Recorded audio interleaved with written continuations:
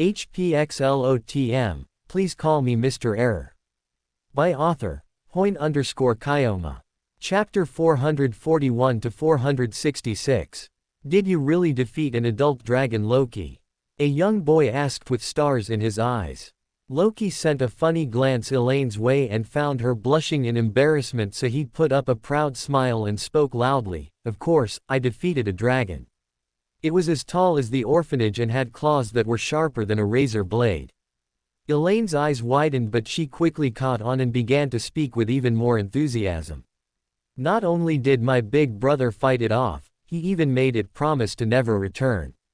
After I defeated it, it also became my friend. So if you guys ever want to meet a dragon, you can just let me know."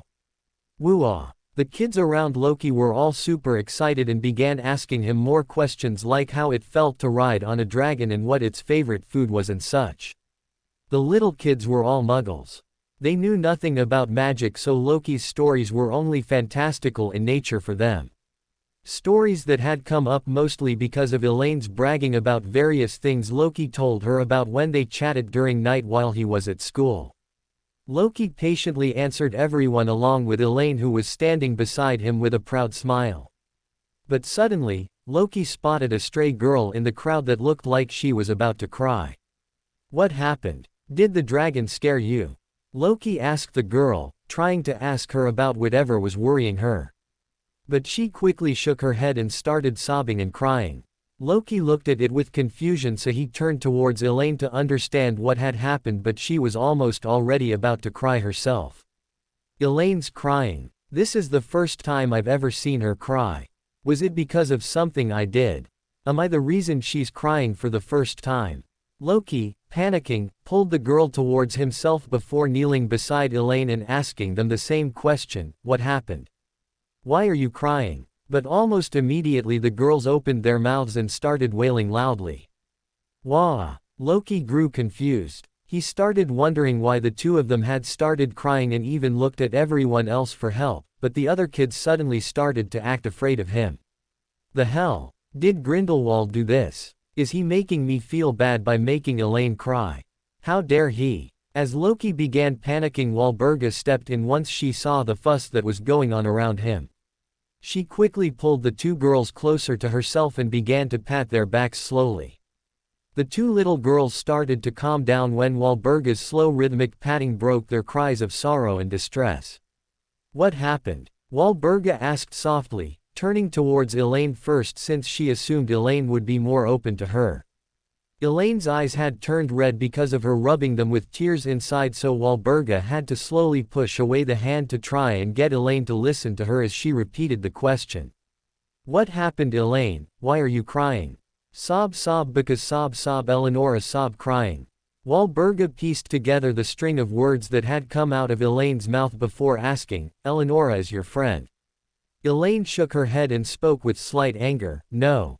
Sob sob, Eleonora is sob sob, my best friend." Ah! Loki suddenly understood what was happening. Walburga turned towards him because of his exclamation, and he quickly knelt beside Eleonora to slowly pull her hands away from her eyes as he spoke in a calm, soothing tone, trying his very best not to deceive the little children using his Baitender abilities. "Eleonora, you don't have to worry about Elaine going anywhere." Eleonora's eyes opened quickly as she looked at Loki, not believing what he'd just said. But Loki just reassured her after patting her head softly. "Elaine told me about your promise. Didn't you two promise to stay together forever?" Eleonora quickly nodded, but there was still hesitation in her eyes as she saw Walburga and Loki, so Loki explained further. "I know Elaine is my sister, but Elaine already told me that she wants to be with you. So we aren't here to take her away. She'll be with you for as long as you are here." Eleonora quickly looked at Elaine. "Aren't I telling the truth, Elaine? Didn't you already tell Big Brother that you wanted to remain here with Eleonora?" Loki asked with a smile. Elaine quickly nodded before looking at Eleonora with some anger as she spoke quickly, "Elaine does not break her promises." Loki looked at the two little girls that had gone from crying to talking to each other, albeit with a soft frown of annoyance, in the span of a few seconds, and looked at Walburga with a deadpanned expression. "Seriously? They fight for such silly reasons. Walburga just covered her smile and stifled her laughter before turning towards the main gate. Loki turned around and spotted Cassandra arriving with a radiant smile on her face, as if she'd just done something unthinkable. An hour ago, an old lady sat waiting at one of the tables outside the Florence and Fortescue ice cream parlor. She was sitting quietly while observing the wizards and witches running around her. Occasionally her feet would start tapping the floor because of nervousness, but she'd catch herself doing it and stop it before it got too obvious. All of a sudden a person placed their hand on her shoulder, causing her to turn around and look at who it was. "Ah, Sybil, you're finally here. Mother, I hadn't expected you to want to talk to me after so long." Cassandra only smiled at the mention of disconnectivity from her daughter and didn't let her real emotions show. She wondered if she even remembered how to show genuine emotions anymore, but then she thought about Elaine and how she along with all the other kids in the orphanage had kept her heart bright. She quietly palmed her daughter's hand before guiding her to the chair that was opposite to her own. "Sit down, Sybil. And please don't be so harsh on your mother." Sybil Trelawney sat down with a soft smile before looking directly at her mother and speaking casually. "Before we begin, Mother, I wanted to ask you, are you going to finally give up chasing your dream to release him from Nurmengard?" Cassandra gave her daughter a wry smile before speaking softly. "I realize now I had been too naive back then, my dear. I recently came across a pair of children in my orphanage who loved each other so deeply they refused to be adopted alone. Seeing them I felt like I was wasting the limited time I had with you because of some silly squabbles." Sybil's smile grew upon hearing her mother's words, but before she could say anything else she froze. Cassandra, who had her wand pointed at her daughter under the table, sighed in relief before flicking the wand with a soft frown. All of a sudden, a radiant white orb of light separated from Sybil before it flew to the tip of Cassandra's wand. She inspected it carefully for a few seconds, before shaking her wand and causing the orb to fly away and fall onto a random brick on the ground. She pointed her wand at Sybil once again, before flicking her wand while using it blatantly above the table, this time, unfreezing Sybil. "That's good, Mother. I'm sure you can prove yourself by joining the Order of Phoenix. No." Sybil swallowed her words as she raised her hands and looked at them carefully as if she'd just noticed something strange. "This, Mother." Cassandra finally smiled with relief as she saw Sybil tearing up. Her body relaxed as she finally relaxed into her chair to sit more comfortably after realizing a sigh of exhaustion and happiness. "Finally. After nearly 2 decades. Finally, I freed you from his control." Sybil, on the other hand, couldn't properly form words. Her mouth opened and closed for a few seconds before she broke down into tears, causing Cassandra to flick her wand again to create a small illusion to make everyone else think that they were talking perfectly normally before hugging her daughter with the warmth that Sybil came to relish and Cassandra desperately needed. Like an oasis for a parched being in a desert. Looking at Cassandra, Loki almost instantly realized that she had used his theft magic, since the wand gave him a slightly familiar feeling. So she did whatever she had to do. Will she tell me about Elaine then? Or will she still keep it hidden? Walburga and Cassandra spent some time talking to each other in close quarters while Loki distracted the children with his strange stories about a land far, far away where the people lived in almost complete darkness, trying to survive by eating the demons they slew. It was a little scary for all the children, but that was only until Loki introduced the main character of the struggle who could bring light and could become the sun for all. "Praise the little sun," Loki cheered. Eventually, however, Walburga called Loki inside for a few minutes abruptly, much to the disappointment of the children who were invested in learning more about the character called Mr. Error who helped Little Sun by making him stronger. "What do you think?" Walburga asked softly as she sat back down beside Cassandra. Loki frowned. "What do you mean, what do I think? What are you asking me, Abu? Is this some sort of weird test? No, Grandma wouldn't try to test me in such a roundabout way, she'd probably say it as it is. So something she can't directly talk about. Adam. But what about him? The Order of Phoenix. And Aunt Cassandra seemed to be working for Grindelwald, so something Grindelwald and Adam were working together on. I see, if that's the case they likely want Mr. Error's support. I can just tell them that I'll talk to Mr. Error about it. Walburga knew about Mr. Error from Loki helping her rid the parasite leeching off her and Cassandra from when he handed over Mr. Error's gospel to her, since he promised he'd be showing her his Beyonder abilities once he reached Sequence 4 and became a demigod. Loki didn't trust Cassandra too much to show her his Beyonder abilities and didn't want to reveal his pathway to her, since that would just be careless, since he knew she was in some way, shape or form related to Grindelwald and by extension Dumbledore. So what he did was simple. All he did was convince Cassandra that he was still a darkness pathway Beyonder, but in actuality, he was the blessed of an evil god and could show her the spells he had blessed her with.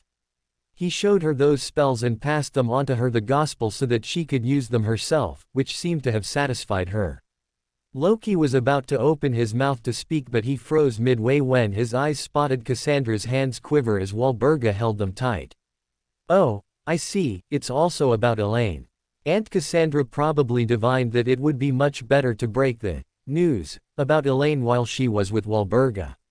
Or Grandma probably convinced her to do so because she knows just how protective of her I am. I guess they still haven't realized that I already protected Elaine by giving her a locket parasitized by one of my worms of time. Nothing can get close to her without me noticing it anymore. And for a limit time, I'm sure I can use the Sequence 3 Mentor of Deceit characteristics to attack anyone that gets close to her by deceiving the position of my attacks so that they emerge at her location directly. I just have to figure out how to take care of the side effects of the Sequence 3 mystical item, since the darn thing always keeps deceiving me into thinking it doesn't exist. Let's give them a hearty scare. Loki's gaze finally fixed on Cassandra as he spoke in an even tone. I already know, probably more than you do. If possible, I'd like to know what Grindelwald has planned, maybe even Dumbledore if possible. Cassandra's mouth hung slightly loose and Walburga froze in place. You can't take those names so casually. Loki shook his head. Don't worry about that. Loki had actually figured out a simple way to use the true names of anyone he wanted to without letting the person they referred to know anything about it.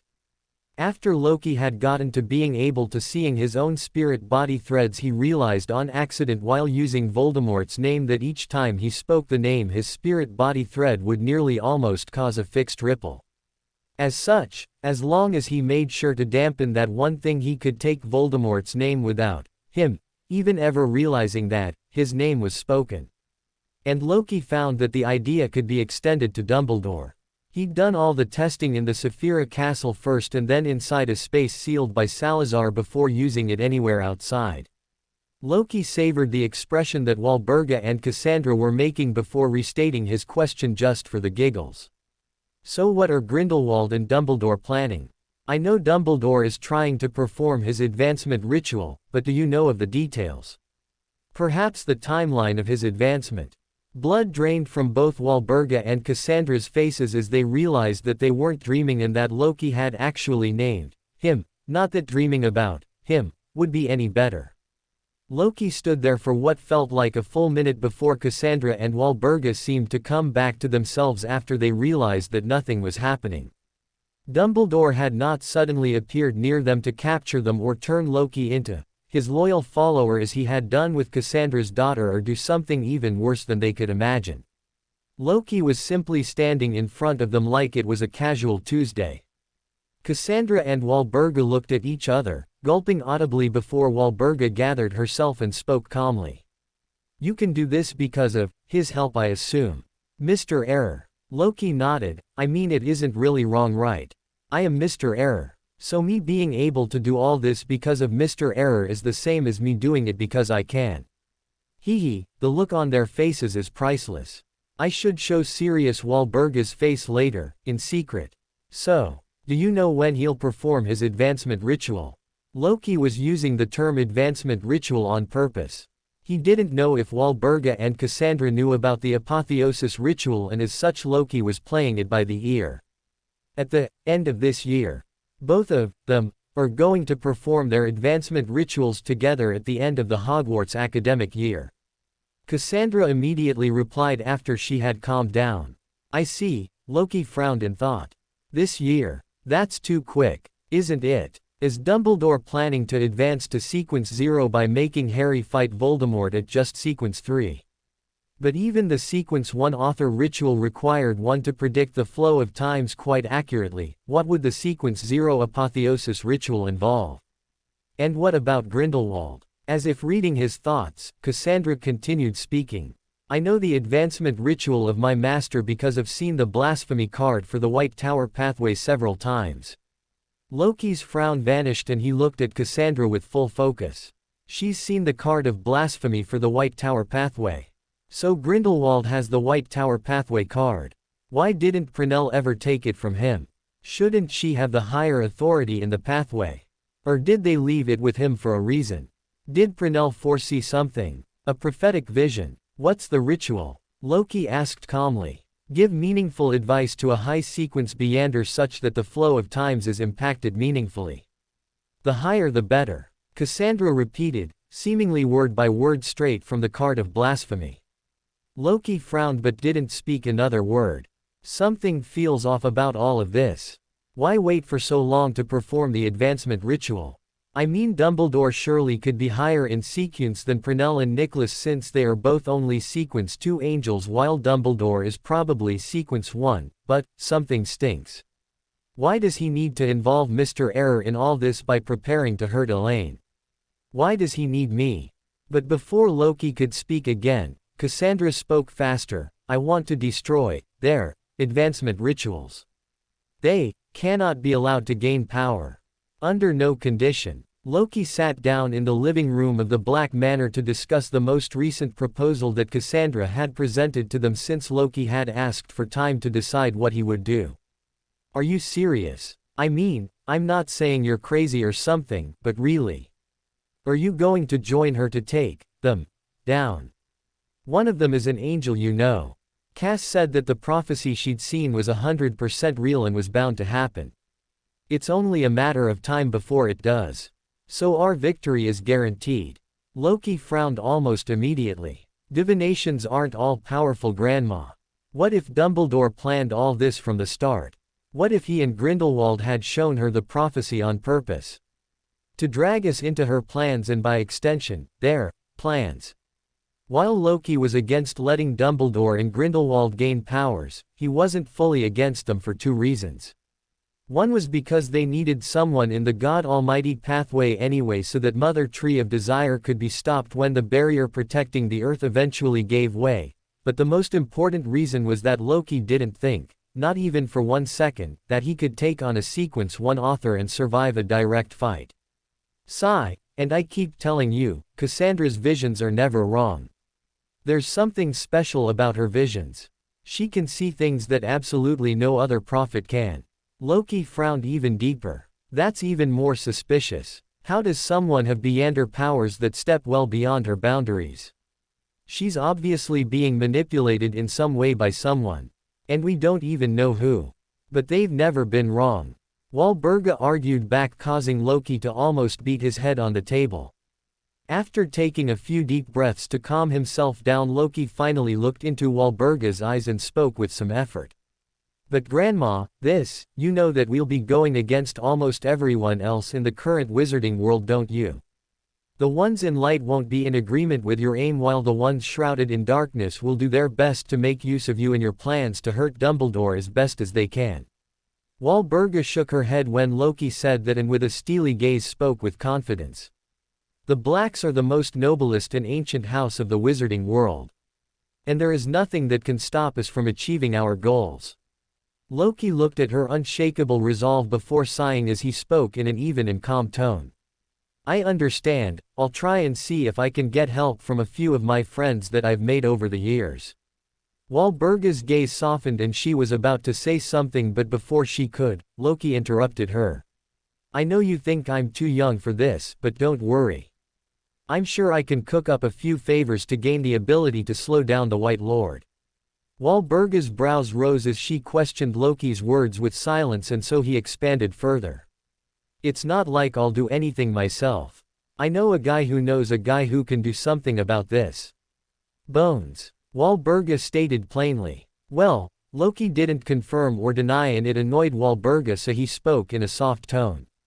Gehrman Sparrow, that's his name. You probably don't know about him, but he is someone very influential in these recent years. Walburga remained silent when she heard this new name she had never heard before.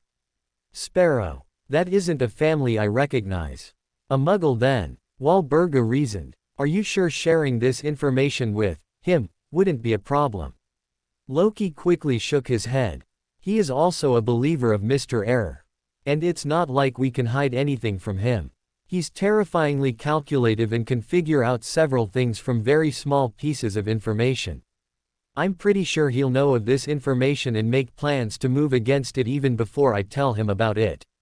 Then what's the use of revealing the Black family's connection and involving him in our plan? Loki pretended to feel a little silly as he rubbed the back of his head and explained with an embarrassed smile. That's because he can probably give us a better plan than one that we can think by ourselves. You trust someone else more than me? Walburga asked with a frown, and Loki quickly shook his head.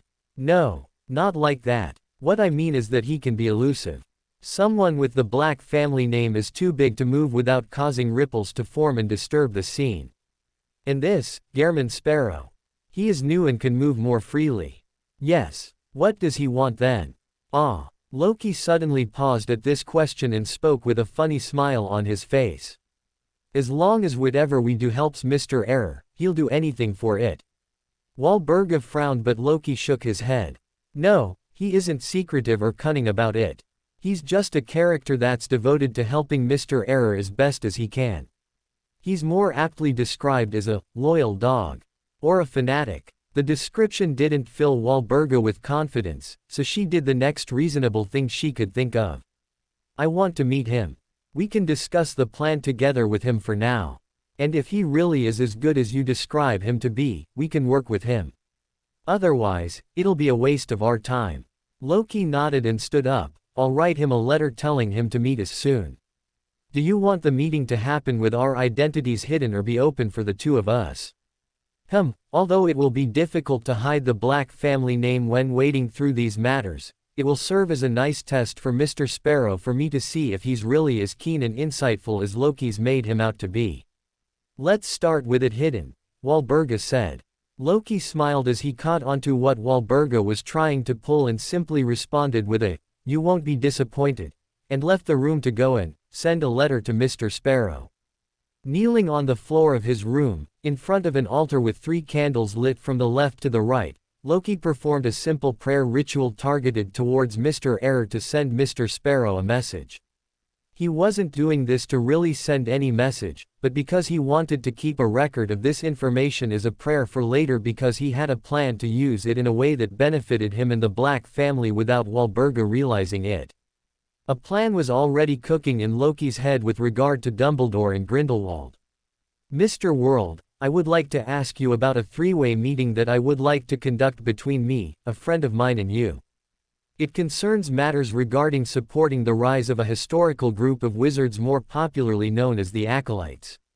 As those words left Loki's mouth, they were recorded as they were by the Saphira Castle. Instead of stopping there, however, Loki quickly performed the celestial worthy of heaven and earth ritual to enter the Saphira Castle as he walked over to the crimson star that was pulsating because of his prayer. Loki examined the crimson orb for a few seconds and slowly studied the spirit thread that was tied to him. The Saphira Castle had done a great job of erasing its ripples from traveling anywhere throughout the world, but given Loki was its master, he could observe it precisely. He tinkered with the threads for a few minutes, after which he quickly used his illusory skills to create a nearly identical spirit thread attached to him that extended well into the skies without any interruptions. Loki watched the new spirit thread coat his previous original thread as it slowly climbed with the help of the original, reaching towards the vast astral world above, where it melded into the darkness and vanished, becoming a thread just like any other. How easy. I wonder how many people will get tricked because of this. First will be Grindelwald. He chose the wrong little sister to mess with, and I've avoided his topic long enough. Summer's about to end, so I probably can't hurt him before school starts, but maybe after I advance to sequence 3. Holding a newspaper while studying the news about the various incidents happening around the wizarding world, a strange old man with heterochromatic eyes sat inside his otherwise fully furnished cell in silence. The pages of the newspaper were flipped slowly, one page at a time, as the man made sure to scour every bit of information available. He frowned whenever he saw mention of information about Albus Dumbledore, or even the British Minister of Magic. One of the articles, however, caught his attention. The French Ministry of Magic trembles in fear, the acolytes are here. Are you really going to walk the path of disaster, Albus? Even after I've warned you so much regarding it. Not my problem anymore if you want to choose death. The man whispered with a frown. He folded the paper close and then sat facing the large, ornate, stone glassless window carved into the wall of his stone room. The window gave him a clear view of the large mountain that he had once used someone else to destroy. His frown remained prominent as he watched the scared mountain while thinking about various things that were happening in the wizarding world. A sharp bang broke him out of his thoughts as he was forced to look at the bars that had been installed where an ornate door used to be, turning the elegant room into a prison that he could not leave. At least not willingly according to the world. A man with a thin wand stood on the other side, looking at him with slight anger and disgust. The sight elated the old man very much, bringing a soft smile to his face. Are you here already, Thomas? I thought it'd take you a few more days to arrive here. How's your mother? I foresaw her dying this week. Are you on bad terms with her? Don't you want to be by her side in her last moments? Thomas looked at the old man with anger and was about to curse at him, but a thin hand on his shoulder stopped him from speaking. A stern woman appeared from behind Thomas as she looked at the old man with scrutiny. Her gaze was as sharp as an eagle as she analyzed everything about the old man who was smiling while looking at them. Not going to say anything, Vera? The old man spoke with obvious joy in his tone. What have you done, Grindelwald? Oh, me. What could I have done? I haven't moved from this place in the last 5 decades. Don't you know? Don't lie to us, Grindelwald. The acolytes are whatever remains of your legacy. Those fanatic groups have started moving again. Information about their revival is spreading everywhere. Either you tell us what we want to know, or we'll make sure you aren't left in a state to do much of anything else. Oh. Grindelwald's eyes suddenly gained a tint of excitement as he heard those words. I wonder what you'll try this time. The Cruciatus curse didn't do much the last time. Perhaps you'll try using fiendfire this time. The woman looked at Grindelwald with a sharp glare before speaking in a stern tone. This is your last warning, Grindelwald. Try anything and it won't be you who'll suffer this time. It'll be your acolytes. They will all be treated worse than Death Eaters once they are caught. Grindelwald's smile deepened. A maddening glint emerged in his eyes as he spoke cryptically. Are you sure about that? The woman glared at him for a few seconds before turning away and leaving Grindelwald to suffer alone in his small cell. Thomas followed the woman after sending a short glare Grindelwald's way. Loki sat down in his compartment on the train and closed his eyes to sort out his thoughts as the train started to chug towards Hogsmeade. A method to trap Grindelwald in my trap. I just have to trick Grindelwald into thinking that Dumbledore is going to be in danger. Voldemort, perhaps. Maybe I can get Grindelwald and Voldemort to fight against each other. Given their close relationship, it'll probably cause him to come after whoever is trying to kill Dumbledore, right? It'll probably be difficult to convince Grindelwald that Voldemort is a threat to Dumbledore though. Maybe I can try manipulating the situation such that Grindelwald thinks that Voldemort is going to interfere in Dumbledore advancement ritual.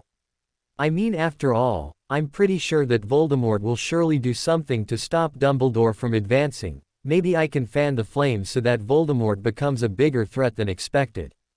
Then I can just kill whoever survives in between Grindelwald and Voldemort. Single quote. I should be able to do it as long as I'm able to provide Voldemort with some genuine information regarding Dumbledore's advancement ritual. But what's Dumbledore's advancement ritual? I know what the apotheosis ritual is, but how will Dumbledore perform it? Will Gehrman Sparrow be involved in it? My point of revealing Gehrman's Sparrow to Walburga was to act as a buffer in between her and Dumbledore so that she won't be the main focus of his plans. But there was a soft knock on the door, causing Loki to open his eyes and look through it using spirit vision. Ah, Astoria. Loki stood up and opened the door with some hesitance but didn't let Astoria feel any of his troubled mood. How are you here, Tori? Grown tired of your friends? Loki asked with a smile as soon as he opened the door. Astoria rolled her eyes and pushed Loki to enter the compartment and sit down on the right side. Loki closed the door and sat down on the left side while looking at Astoria, who looked sleep-deprived and tired. Those girls, they can't stop discussing about Daff. They keep bringing up things that keep reminding me of her. Loki didn't know how to respond to this, and so he chose to remain silent for a few seconds before trying to distract Astoria from the topic. Are you excited for this year? Astoria quickly shook her head. Care to let me know what about it is troubling you? Astoria kept looking at the window for a few seconds before speaking. It just feels like something is missing. Like I can touch her but she's not here. Like she's by my side but she's missing. For whatever reason. Loki frowned at the description, not because he felt that his attempt at distracting Astoria had been wasted or even because he felt that Astoria was lying. Those thoughts didn't even enter his mind. No, what did cause him to frown was a different idea. She can feel her. Loki quickly activated his spirit vision to scan Astoria from head to toe. But apart from her deeply depressed mental state, he couldn't find anything strange about Astoria. Not even her spirit thread indicated any form of tampering or manipulation. Is she lying? Or hallucinating it? Loss of control? No, Tori wouldn't have told me if the feeling wasn't truly bothering her in some way. Since when? Astoria looked at Loki with slightly widened eyes. You believe me? Loki kept frowning but nodded. I don't know what it's like to lose a close one. But I can imagine, and my imagination definitely isn't as strong as what you're feeling, so I hope to give you the benefit of the doubt. So logical. I thought you didn't have brains. Astoria tried joking, but her terribly tired state left Loki feeling more pity than joyousness to express in the form of laughter. But now that I think about it, isn't that just a slightly more complicated way of telling me that I'm lying? Astoria asked with her brows raised, and Loki quickly shook his head. No. That's why I'm asking you, since when all this started. Can you pinpoint the time when you started feeling like this? Astoria frowned and went to look back out the glass window in their compartment. Wondering how she should answer or even what she should say. She looked like she was trying hard to place the feeling she was having in a time frame, but was clearly failing to do it. I don't know, it's something like it's been with me all along ever since she's been gone, even before I heard the news. I'm not sure. Loki frowned even more at that but didn't offer any advice. Astoria looked at Loki because of his silence and was a little surprised when she found him thinking deeply about her little problem. You really believe me? Loki didn't say anything directly, instead he said something else. I don't know why you're feeling like that. But I'll make sure to try and figure something out.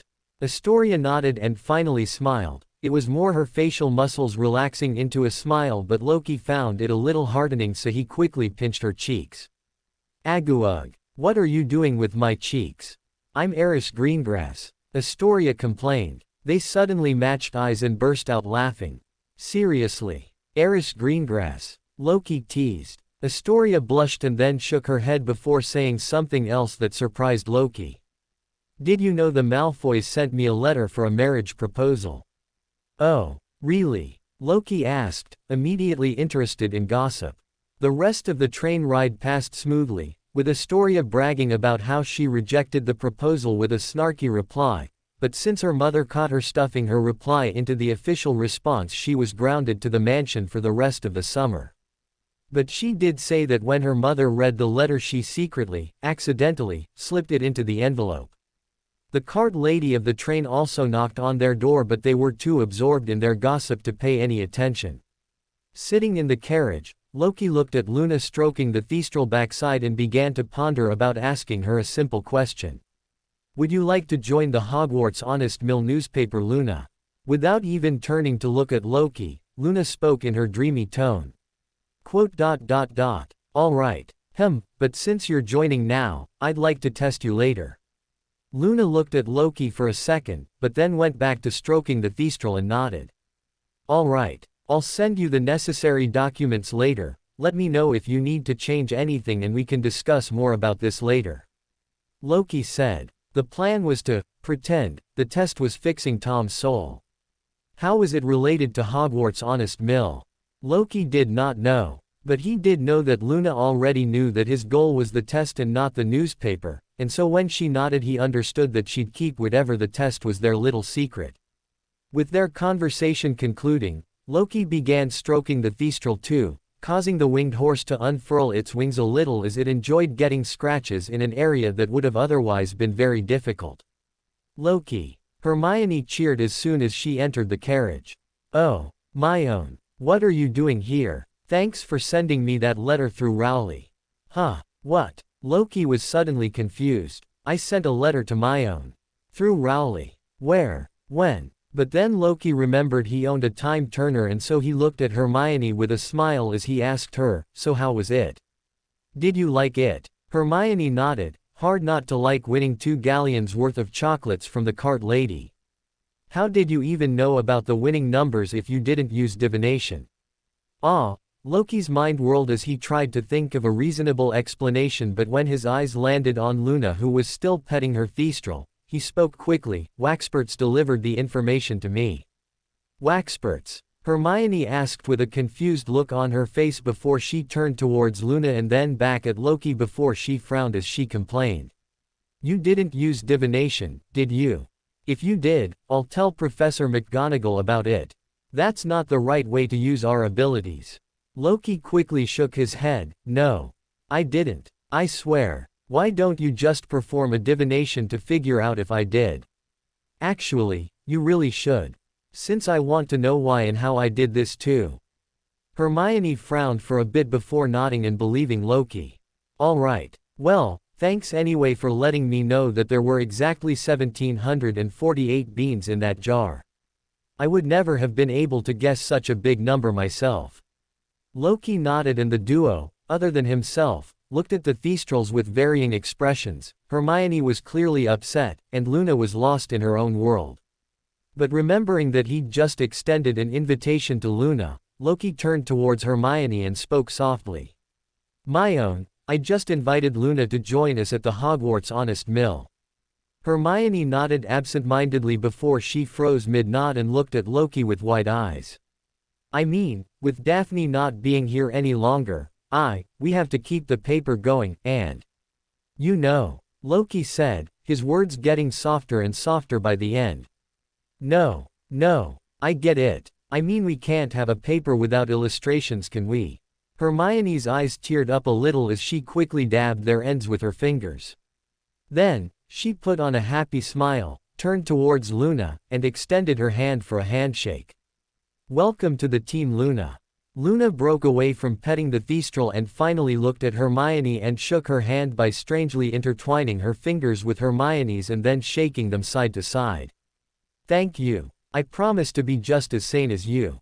Hermione was puzzled and she gave Loki a questioning look, but when she saw him shrug she just mentally sighed before nodding and shaking her hand. Normally, and I promise to do the same. With no one arriving at their carriage anymore since all the students had already left in others, the carriage they were in also started to move. Their journey to the castle was spent in silence, and it wasn't long before they found themselves standing in front of the castle gates through which hordes of other students were walking in. Arriving at the Great Hall, Loki separated from Luna and Hermione and went to sit at the Slytherin table. Astoria sat beside him, and surprisingly, Draco sat opposite to her with his gang on either side. They sat exactly where Daphne used to always sit, making Astoria very uncomfortable. Loki could see the weight of responsibility on Astoria's shoulders as she was being forced to put up an act of nobility even though she really wanted to stand up and smack Draco's large head on a plate full of cake. So Loki did the best that he came up with in that moment. Oh. Draco. Happy now that you've been handed Daphne's spot in Slytherin. I mean, why wouldn't you be? After all, your entire family lives on handouts from others, doesn't it? Draco was stunned for a second, but before he or even his lackeys could respond to the sudden verbal attack, Loki spoke again.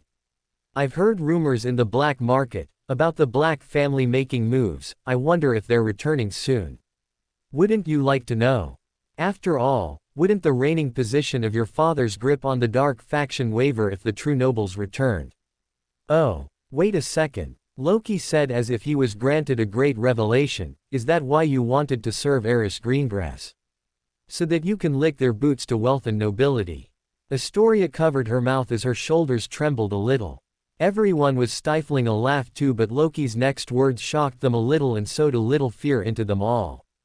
But Tori told me that your negotiations aren't going well. What will you do if they fail? What then? Will you ask for Voldemort's help? Crawl over to him and become a bootlicker of his ghostly black fumes that he passes out of his ass? Everyone's eyes widened in horror when they saw Loki speak Voldemort's name without fear. But apart from him using Voldemort's name, what made everyone even more afraid was that as the agonizing seconds ticked by, nothing happened to Loki. He did not kneel down, screaming in pain, leaking blood through all his orifices, or even scratching his scalp as he heard a maddening deliberate assault of ravings and lost control. Nothing happened to him. Absolutely nothing. A twinge of fear started to seep into the hearts of everyone on the Slytherin table, which led to an unnatural silence in their part of the hall. The teachers all noticed and immediately turned towards the table, while Dumbledore was the only person who was looking at Loki with an inquisitive look as he tried to study the boy. Can he use Tom's name because of the sense of misfortune that lingers on him? Does Tom feel it too now that he's risen a sequence? Before matters could get worse, however, Dumbledore quickly stood up and walked up to the podium that was in front of his seat to lift up the mood. Welcome again to another year at Hogwarts, everyone. The students from other houses cheered, but the Slytherin table still remained mum, including Astoria, who was looking at Loki in a new light. A few other students sent Loki the same glances before they chose to ignore him so that they wouldn't get involved in whatever he was doing, since clearly it would drag them into dangerous matters that they weren't ready for themselves. I would like to introduce to all of you our new Defense Against the Dark Arts professor, Madame Dolores Umbridge. There was a short applause from all the students as they saw the lady dressed in a pink fluffy cardigan stand up from her seat at the teacher's table. She had a toad-like face with flabby cheeks, with her hazel hair parted like a bow on top of her head. Loki looked at her and with a simple glance felt that she was wearing the world's most expensive rings on her fingers. What even are those Beyonder items? How does she even manage so many negative effects and keep them all in line and prevent them from acting out? And what does she need so many items for anyway? Is she afraid like Moody? Constant vigilance. But that strange atmosphere around her, it's almost suffocatingly good. Her eyes carry a hint of distrust in all they see, just like Moody, but it isn't from a place of inferiority or vigilance. It's more like she thinks that she's on the top of the world. Everyone else is beneath her, like worms that don't even stand a chance in front of her. Like Voldemort. Why do I have this feeling that her image is only going to take a deep dive and plunge into a bottomless hole once she opens her mouth to speak? Ew. Welcome to Fanfic Audiobook, your go-to place for immersive audiobooks. If you enjoy the content, don't forget to like the video and subscribe to our channel for more amazing stories. And please support the author by link in description. Dumbledore turned around to look at the students once again, and was about to speak. As with the amazing Triwizard Tournament last year, inter-house Quidditch had been cancelled to accommodate the competitio. Dolores Umbridge laughed awkwardly, in a mostly melodic tone that felt like she was mocking everyone that could hear her, to interrupt Dumbledore as she stood from her seat before placing her pink handbag onto the table and walking over to stand beside Dumbledore. It was a little comical to students in the hall, how Dolores was nearly 2.5 heads shorter than Dumbledore, but everyone kept their giggles inside for now since Dolores was looking through the audience with wide inquisitive eyes, scanning each student's faces and expressions. Dumbledore had paused to look at Dolores with a little confusion, but just as he was about to speak again, after ignoring her, Dolores spoke again. Thank you, headmaster, for your kind words of welcome, Umbridge said with a sweet smile. And before Dumbledore could say, or do anything, she turned towards the students in the Great Hall. It is my utmost pleasure to meet you today, Dolores said in a sweet tone, with a wide smile on her face. Hogwarts has been a school of magic and wonder, of adventure and progress for you on your journey to learn and unravel the secrets of magic. There was a soft pause as the students settled into paying her unignorable high-pitched voice attention before Umbridge spoke again. As such, I'm sure you care very much about the most ancient school in the history of magic, teaching you only the very best. Facts that are proven, and are not intertwined with personal biases. With each headmaster bringing their own touch to the education of you young little wizards, we've arrived at today, a day where the power to use this pinnacle of magic lies within your responsible hands. I am here to help guide you so that your hands remain safe and unscared as we progress through working with magic's intricacies. Umbridge paused there before taking one last look at every student in silence as she spoke in an even higher-pitched sugary sweet tone. With you all like this, I'm sure we'll become the greatest friends. Ew, everyone heard Fred and George interrupt as soon as Dolores ended, but Dumbledore managed to save them from anything Dolores might plan to do by interrupting with a soft clap immediately. No one wanted to hear her ramble in her high-pitched voice once again anymore. So the clap traveled like an infectious disease and spread throughout the hall, making Dolores mask her feelings with a sweet smile once again before she walked back to her chair and sat down while looking at everyone just as intently as she had done before. I wonder what pathway she's from, Loki wondered as he looked at Dolores. His eyes trailed all over her spirit body before they latched onto the strange feeling that he was being watched as he watched Dolores herself. Is she a spectator? Loki's brows jumped up in surprise and he looked at Dumbledore, who had calmly gone back to talking about Quidditch being resumed in the upcoming year. Everyone cheered for the return of the Quidditch matches and forgot about Umbridge. At the end of dinner, everyone left for their dormitories while Loki moved to his favorite spot in the castle, the Room of Requirements. Entering the room, Loki found the 2 crystals remaining. He used his spirit vision to check if the remaining 2 true gods were still trapped in there, and found them to be trapped in it, so he didn't do much else as he quickly entered the Saphira castle. From there Loki blessed himself with the time turner, which he used to quickly send Hermione a letter by traveling about 3 hours to the past. Rowley could have been a little confused when he was summoned since he could detect his contractor in 2 places at once, but Loki solved it easily by using a ritual to summon Rowley instead of just his whistle, which formed a more stable anchor to the real world from the spirit world. With the letter sent, Loki tried analyzing the scenario he was in. Why in God's name did I send that letter to my own? Rowley returned to Loki with his usual enthusiasm and earned a few dry snacks to munch on before he was sent back to the spirit world. With no other clue or way to think about the issue in sight, Loki quickly went up to the Saphira castle and performed a simple dream divination. The reason I sent a letter to Hermione about the number of candy beans inside the cart lady's jar. Loki repeated the sentence 7 times before slipping into a cogitation-induced dream that caused his vision to swim through the spirit world. Colors shifted and Loki found himself viewing random things before his vision settled on himself. He saw himself calling Rowley using a ritual before he sent a letter to Hermione. That was all he saw and he was rightly confused about it. The vision shattered like glass after that, causing him to wake up. What? Why did I send her the letter? The heck was that? Loki closed his eyes to go through the vision once again, trying to understand exactly what he was doing and why he was doing it, but his introspection led to no trails. He just couldn't understand what was happening. Was it simply a bend in time? Is it something strange that just happens randomly? Is it something to do with owning the time turner itself? The heck? Loki quickly pulled the time turner to himself and began to examine its runes for any changes, trying to find something that might have changed about it which would have caused him to send a letter to Hermione. But nothing. It's exactly as I remember it to be. How is this possible? Is it some true god?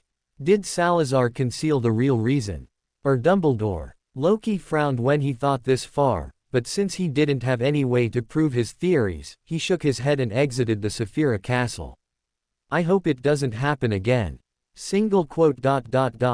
Whatever that was. Loki spent the night in the very convenient room of requirements while studying random books Rowena had written about magic and its intricacies. He read through the books with a mystical flair as he came across a rather strange concept that Rowena talked about in her books. Each magic leaves an imprint on fate so that it can be traced. Is that how the Ministry of Magic's underage wizard's magic trace system works? Loki quickly pulled out his wand and flicked it to cause a small white orb to shoot out of it. He'd just used the Lumos spell. Loki used his spirit vision to carefully dissect the entire spell from its beginning to its end, but he didn't find any spirit body threads attached to it. Perhaps only more complicated spells are marked. Loki flicked his wand once again and performed a simple shadow manipulation spell, causing an appendage made out of the chair's shadow to rise from the floor and delicately wrap around the handle of the teacup that was sitting on his desk. Loki frowned even as he sipped on the tea that the floating teapot served him. No spirit threads for that either.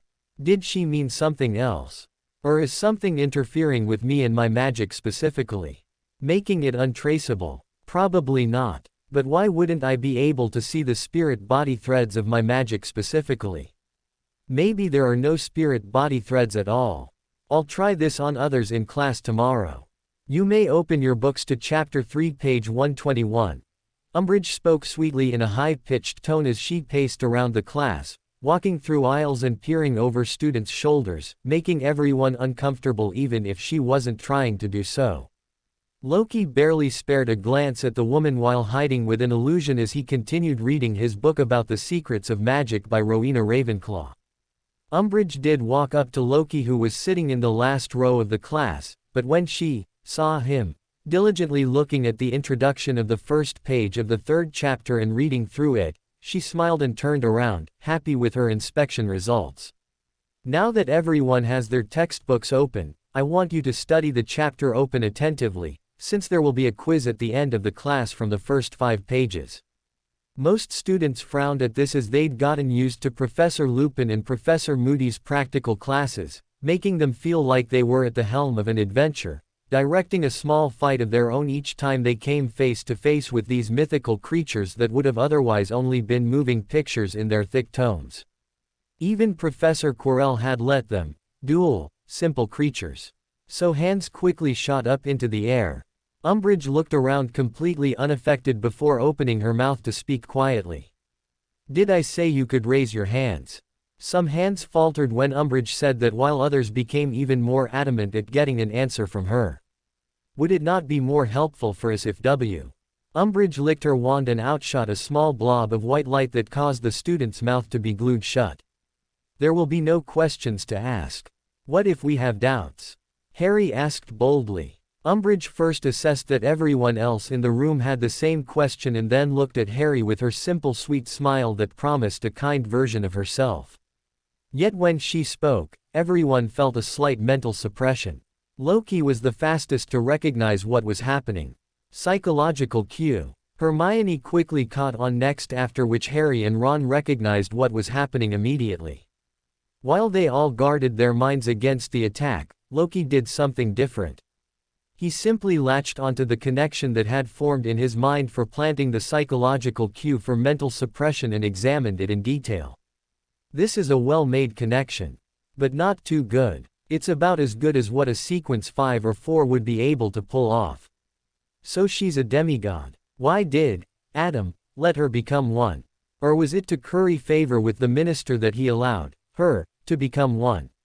Irrespective of Loki's thoughts, however, Umbridge walked closer to Harry and spoke softly like a mother would, even if her words were laced with a strict sharpness and poison of an assassin out for revenge. I'm sorry. For not obeying the rules laid out, you will lose 10 points from Gryffindor. Harry wanted to retaliate, but Umbridge spoke faster. He wasn't even able to open his mouth before Umbridge reacted, as if afraid to let him speak. I understand that several of you have questions regarding this matter, and I have a simple answer. Everything you need to know is in the textbook. As long as you write exactly what the textbook says, you will pass your owls. The words put a frown on the faces of each student, be it Gryffindor or Slytherin. Everyone was looking at Umbridge with a little hostility, especially those who were particularly looking forward to the year that they'd be allowed to come in contact with the more dangerous spells that they'd not been introduced to yet. Their expectations had been increased because of Professor Moody using the unforgivable curses after all. But Umbridge didn't take another question. She simply walked over to her chair and table and sat down while intertwining her fingers and looking at everyone. You might want to get on with reading the textbook. You will have a quiz at the end of the claw. We need to learn how to defend ourselves. We need to learn how to defend ourselves from you-know-who. He's back and he'll come for you. For each one of us as long as we refuse to bow to him. Harry shouted. Umbridge completely ignored Harry for a few seconds as she saw that everyone else in the class was a little frightened by what Harry had just said. But she didn't respond directly. 20 points from Gryffindor for spreading lies and causing panic. This is not a lie and you know it. I saw it with my eyes. He's come back. However, he managed to do it. He's back. Daphne died. A student has already been killed for his ambitions. He has marked his return. Harry shouted again, his words ringing not only in Umbridge's ears but in those of all the students in the class too. Umbridge stood up and walked over to Harry before speaking in a stern tone of voice while still keeping the sickly smile as she spoke in a high-pitched tone. You will serve detention with me after classes today, Mr. Potter.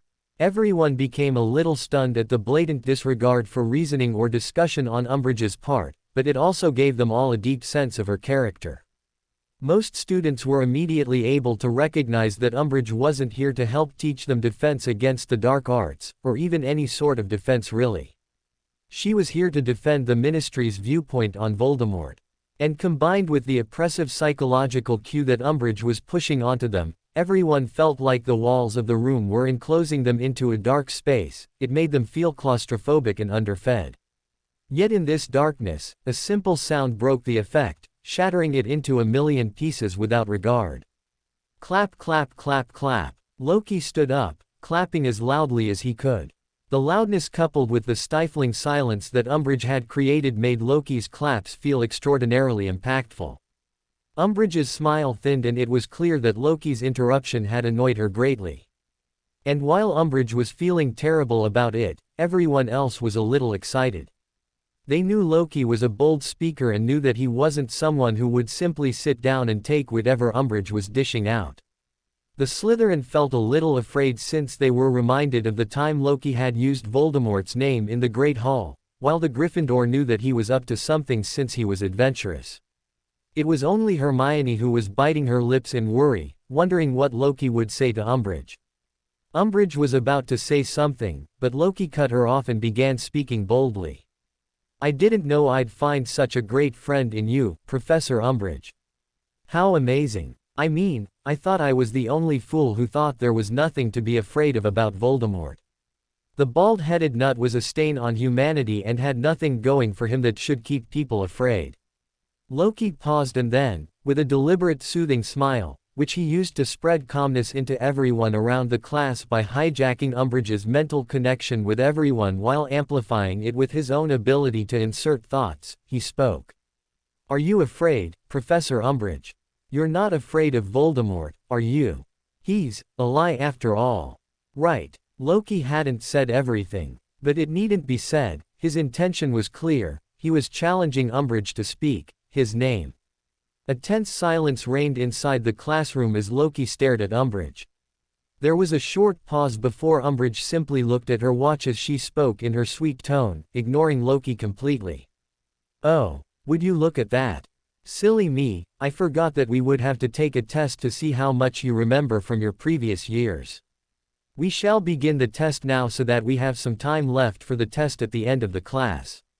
Everyone frowned at Umbridge choosing to dodge the issue, but Loki didn't say anything anymore. Instead, he sat back down on his desk before using his illusions to pretend like he was attempting the test. And when Umbridge passed by his way to check how he was doing, Loki simply stole the answers from Hermione's body of heart and mind and projected them onto his paper using an illusion. Umbridge looked a little annoyed that Loki was doing well, but with nothing to latch onto to try and get back at him, she waddled away disappointedly. "Oh, Luna!" Loki exclaimed as he spotted the white-haired girl entering the Hogwarts Honest Mill classroom 2-21 from the corridor. Luna turned to look at Loki and sported a small smile when she saw him. "Are we going to draw Crumplehorn Snurkax? I've been gathering materials about them. Would you like to see them?" Loki looked at Luna's enthusiasm and found it a little hard to reject her, so the two of them entered the room at the same time and moved to the area where Daphne previously worked, her art station corner. Luna unfurled a few drawings of her favorite creature while Loki examined them, and after a few changes that Luna agreed with and some that she would not compromise on, they finalized the first drawings of the article that Luna was involved in. "What do you think, Myone?" Loki asked Hermione as she entered the room. It took Hermione a few seconds to realize that Loki wasn't pointing at Daphne when he was pointing in the direction where she usually was, and it was a bit of a surprise seeing Luna there, but Hermione quickly recovered before walking up to Luna and peering over her colorful drawings. "Are they part of some adventurous story the ghosts told us?" Hermione asked with a confused look. But Luna didn't keep Hermione in the dark, and quickly explained. "These are Crumplehorn Snurkax. They reside in countries like Sweden. They have poison that can transmigrate you into a different dimension altogether. It is said that those even scratched by one of their horns will be marked for life and never be able to return home no matter how hard they try."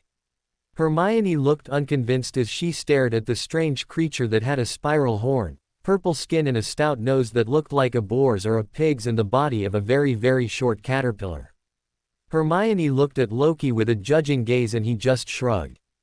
"Who knows, there might be something like it. I mean, it's not like wizards have really put effort into finding them, have they?" Loki was about to say more, but Luna interrupted them. "Mr. Scamander says they exist too."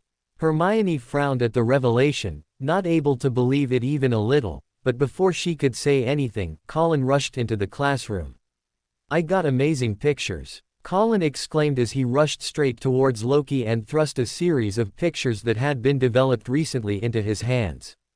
Loki looked at the pictures and with each new card he flipped, his eyes widened further. "Seriously? How did you even manage to get these? Did no one spot you during this?" Colin shook his head. "No. I made sure to be quick and used a spell to brighten the pictures magically so I didn't have to use a flash. The rest was all up to the twins.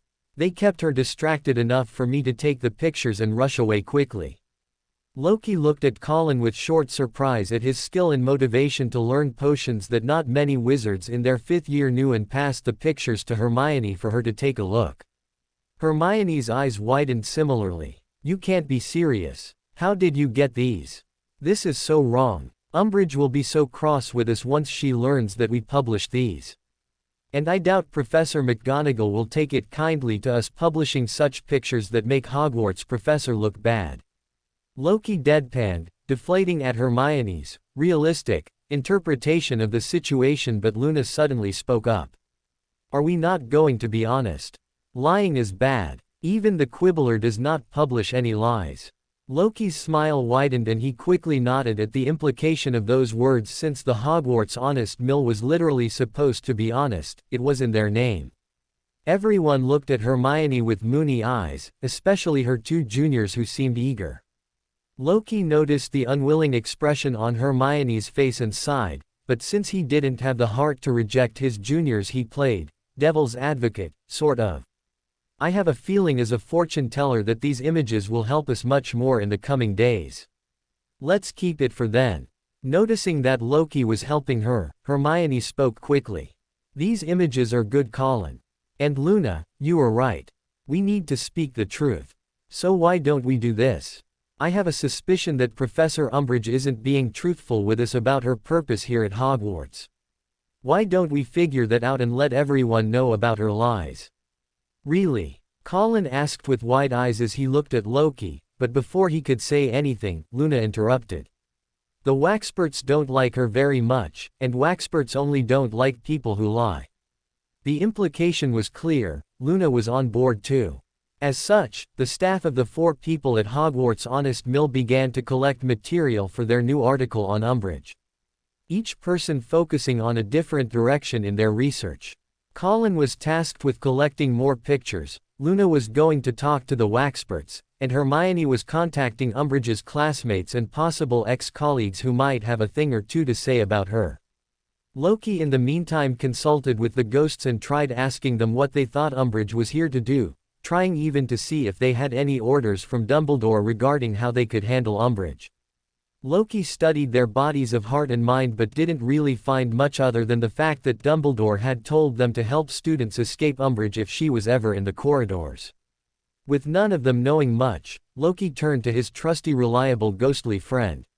Helena, could you help me out? What is it? Really? You're so cold with me after I helped you find your mom. And helped your dad. Loki nearly shouted at the injustice, but he knew that Helena simply talking to him was an achievement in itself since she ignored most students.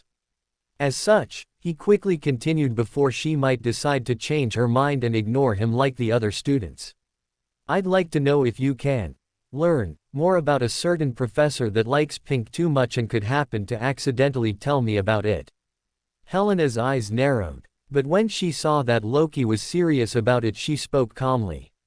Fine. Helena could snoop around very easily, especially because she was a wraith and could hide in plenty of reflective items, and Loki knew this, so he waited patiently for the next day to arrive when he might learn something incriminating about Umbridge. She rubbed him the wrong way and Loki intuitively felt as if having more information about the woman would be nice for him. I could just read her mind. But given that she's either a demigod of the spectator pathway or has an item of the spectator pathway made out of a demigod's Beander characteristic, I need to be careful around her. Well, I'll wait until Helena reports back, I can probably decide what to do then. Days passed by in silence with no response from Helena. Even the Hogwarts Honest Mill staff found their motivation simmering, with Luna being the only successful one amongst all of them since she'd figured out that Umbridge was tightly protected from Waxperts. It was on such a random day when Helena waited in Umbridge's window that she heard a knock knock. Harry knocked on the door that had been turned baby pink and had baby pink wreaths hanging from it as he waited outside, trying not to start hating the color pink. The door opened on its own and Harry found himself walking into a room that was also filled to the brim with the color pink. The wallpaper was pink, the china dishes and cups were pink, even the damn table was pink. Harry was confused because he'd never seen pink wood before. And since nearly everything in his vision was one shade of pink or another. This is almost as bad as Lockhart's office with all his posters of himself. Harry's eyes finally set on the person behind the table as they tried to compensate for so much pink by narrowing and trying to take in less light. Harry could swear that he could see Umbridge turning pink slowly, but decided that his mind was playing tricks as he walked towards the table and nodded slightly. Yes, Professor. Umbridge's smile widened as she looked at Harry with a soft gaze as she asked him a question. Would you like to join us, Harry? The right side. The side that fights for the common people. Like you and your friends. Like you and me. Harry was taken aback. Not just because he was suddenly reminded that no teacher at Hogwarts had ever discussed politics with him or any other student. It felt incredibly unprofessional and unbecoming of a Hogwarts professor. But because he remembered Voldemort asking similar questions to Loki when they had fought at the end of the last academic year. Harry's eyes hardened as his brain automatically classified Umbridge into the same category as Voldemort, not very close yet, but close enough. You know who is coming back whether you like it or not. And I don't want to be on the side that is most likely to stand by on the sidelines or even support him while he takes over the world. Umbridge looked at Harry in silence but kept smiling as her face turned even more pink to Harry by the second. And after a few more seconds, Umbridge calmly pulled out a quill and parchment and placed it on the table. Here, you may begin your detention. Continue by writing the phrase, I must not tell lies, until the parchment is filled, both sides. After a while, when Harry had classified Umbridge into the exact same category as Voldemort, due to the special nature of the quill Umbridge forced him to use, which carved the words he wrote on paper onto the back of his hands. Clink. Umbridge and Harry looked at the window that had suddenly cracked behind Umbridge herself, but noticing nothing wrong, they ignored it, thinking it was because the window was old or too cold.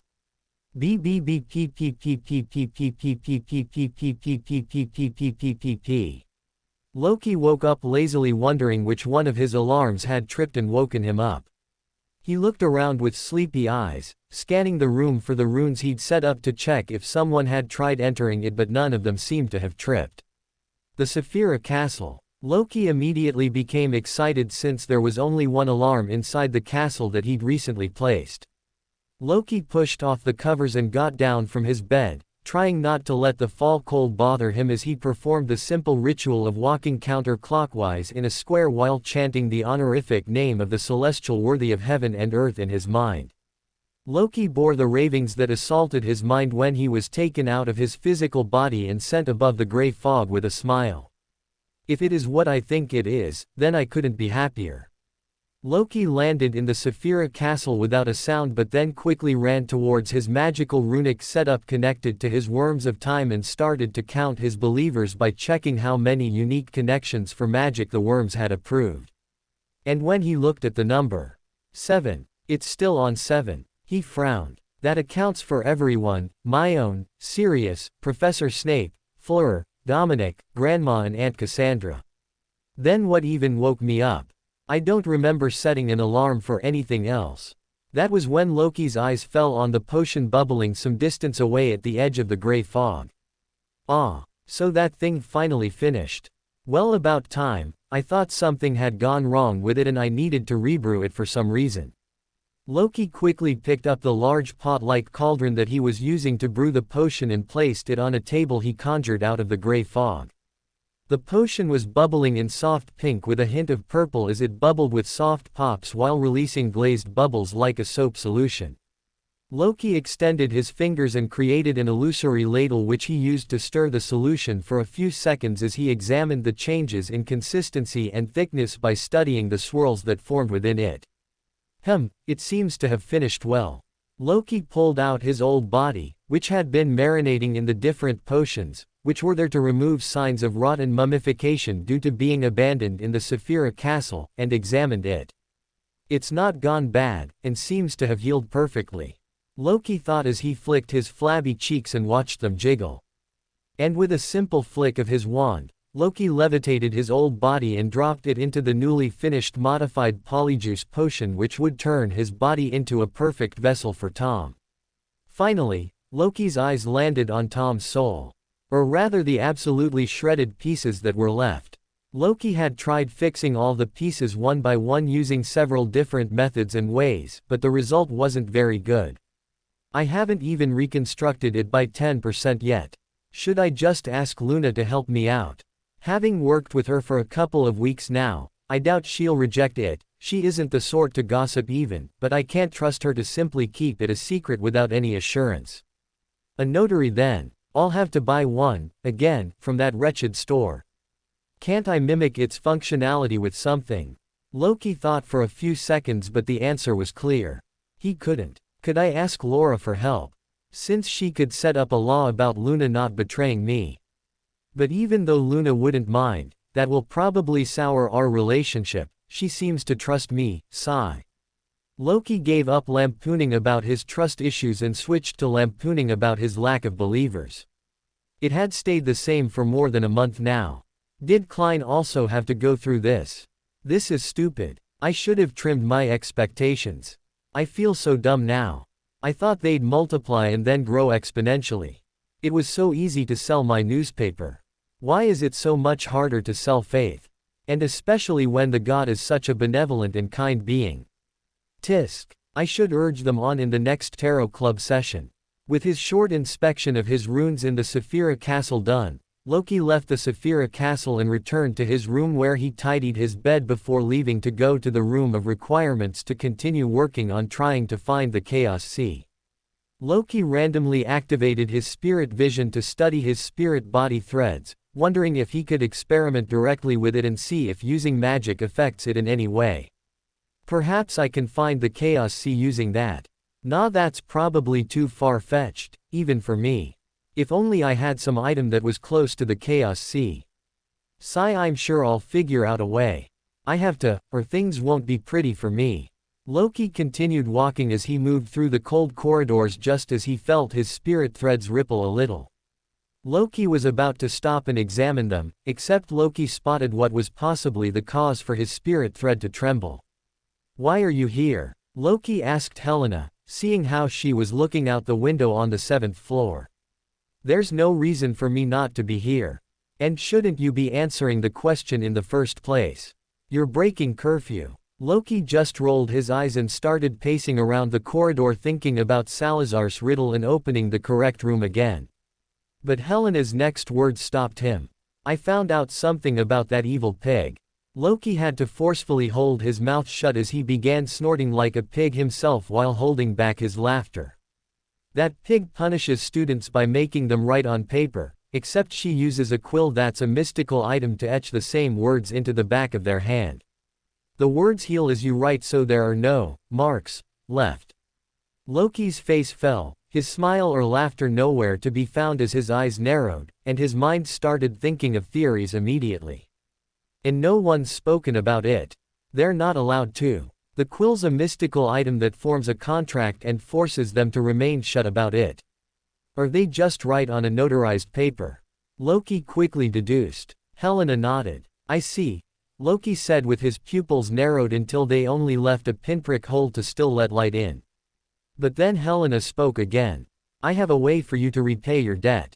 Loki's mind froze, and almost immediately his thoughts launched into an animated spree. This woman, asking her to help Hogwarts students was a debt. Seriously, why am I the one that always gets swindled when I make a deal with her? What does she even want help with now? Her dad. I doubt there's anyone better than Rowena to help him. Single quote. Single quote. Is Rowena in a stalemate with her, and so Helena wants my help? Your mother wants to help your father, I assume. Loki asked openly since he was probably the only one who knew any better about the entire situation other than Helena herself. Helena's gaze firmed but eventually, after a little bit of mental hesitation, she nodded softly. Yes, she requests your help. She wants you to create a distraction. Loki's eyes widened as he almost cursed out loud. The hell does she think? Distracting her. And what am I supposed to do? Dance. Mom said she only needs you to keep her distracted for about a week and Helena tried reasoning while using her wand to silence the surroundings to keep Loki's voice from waking up the entire castle. Weak. Loki almost shouted before remembering he didn't want to wake up the entire castle and whispered. What do you think I do? Sit around and kill my time by playing with gods and goddesses for a living? A week? Are you insane? Don't call mother insane. Like hell, I will not. What does she think I do that she even thought I'd agree to help her? Helena responded not with words or violence but with a simple action. She pulled out a small card. The card looked breathtaking. It looked like something similar Loki had seen a million times before. The design was immaculate and created artistically in ways that a normal person would not have imagined before. On its surface was the face of the very woman that they were talking about, Rowena Ravenclaw. She was wearing a gorgeous head accessory and colorful clothes, almost like a jester's, while holding a stick with luggage hanging from it as though she was on a long trip. She had a visionary look like she could see what was in store for her in the future, and beside her was a puppy, following her to the end of time. Loki looked at the card with a glimmer in his eyes as his mind sparked into a blaze. That's the full card. Loki's eyes immediately dragged towards Helena's. His breathing hitched and he froze for a moment as he realized that she couldn't see the contents of the card. But Helena was quick to notice that Loki was shocked. So she smiled as she spoke happily. So you do want this? Helena said, waving the card around in the air. Loki immediately frowned. No, you can keep it. I changed my mind. Loki was about to turn around and walk away, which caused Helena to quickly follow him with a soft plea which brought a soft smile to his face again since he'd guessed right. Helena likely didn't know what she was holding and was only told by her mother that it was a valuable item, valuable enough to get Loki to agree to her. "It's not that I don't want such a thing," Loki said with faux annoyance. "While it is simply a slightly important card for me, for you it's a matter of life and death for your father, is it not?" Loki teased with a joyous smile that didn't extend to his eyes. They remained cold and calculative as they took in Helena in her entirety and dissected everything from her expression to her body language. Helena frowned, accepting the slight setback even though she could guess that Loki was only pretending not to like the card very much since her mother couldn't be wrong about how much he valued it, and pushed herself a little away from Loki as she turned towards the window and looked outside. "There is another reward if you are able to keep her distracted for a month." Loki's eyes widened as he followed her gaze and stopped on the crimson moon. "No way, the moon card." Helena turned around and just nodded like she knew exactly what Loki was thinking. "Uncle would help you too." "Oh no card. Uncle. She's talking about Salazar. The moon card would have been harmful anyway if it was corrupted by her. He said if you're able to keep her distracted away for a month, he would help a single person of your choosing advance faster on the darkness pathway until they're at least an angel." Loki's breathing turned light as he realized what Helena had just said, but he forced a few deep breaths in to calm down. "This, for Sunny." Loki frowned as his mind started to think about the various people he could use this for, which wasn't a lot, being capped at 3 for now with Sunny, Walburga and Sirius, but it still felt like something he would like to do very much. If either of them becomes an angel, they can use abilities regarding confinement. If I'm going to go against her, or even Voldemort, that'll be really helpful since disturbing Salazar for every small thing would grow annoying real fast. Especially if I have to hide things from Dumbledore. I doubt simply messing with fate is going to help me very much. But who do I choose? No, that's not what's important. I can't get tempted. Not yet. Especially not on a mission that is practically suicide. I didn't pay attention before, but didn't Helena say month? Loki practically screamed once again. "The hell do you mean month? I thought it was a week." Loki shouted Helena's spell from earlier coming to use once again as it suppressed and dampened Loki's voice, preventing it from reaching the entire castle. Helena sighed and spoke softly with a downcast expression. I feel like it's going to take a month instead. Mum did say she only needed a week, but I doubt it. I know what she's like, cold and calculating and is rarely ever wrong, but I don't see how she'll be able to finish this in a week. Especially since I've seen her looking at all this, it almost feels like she wants to trade places with father. Loki saw Helena's eyes fill with tears as he clenched his fist to keep himself from getting emotionally involved in the situation, since no matter the sob story, this was none of his problem. "Why do you think it'll take her a month?" Loki asked calmly. Helena looked at the moon and then back at Loki as she whispered, "I had a dream. It was a dream about my mother being stuck in the same position as my dad. I don't remember much of anything else since it was a dream, but I do remember hearing her say she needed a little more time." Loki frowned. The dream could either have been a warning from her spirituality, but it could also have been a simple subconscious expression of her worries. As if knowing what Loki was stuck on, Helena continued to speak. "I know it might just seem like something not very important, but the only other time I've dreamed about the situation with my father was when he was trapped in that situation in the first place." A weird noise leaked from Loki's mouth as he was able to connect two vague dots. So that person last year who needed to purify those chained pathway Beander characteristics was able to sacrifice them to him. That was probably what allowed him to gain enough ground to be able to interfere with his daughter's dreams. But there are a lot more things that can be interpreted from such a dream. The chained god is against the idea of having his wife trapped in his place. But the reason is unknown. It could simply be because he thinks she would lose, but it could also be because he already has a plan in motion. But if Rowena is still going at it, and doing it without asking Mr. Ayer's help, it means she's sure of something else. Since she surely knows most of whatever I know by virtue of being the true god of the hermit pathway. Apart from that, communicating with Helena in such a way without letting her get corrupted by her means that the chained god has some excess energy to spend. Loki looked Helena straight in the eyes and spoke with a serious expression. Give me some time to think about it. I want to think about this with a clear head. It's too much of a difficult choice for me to make immediately.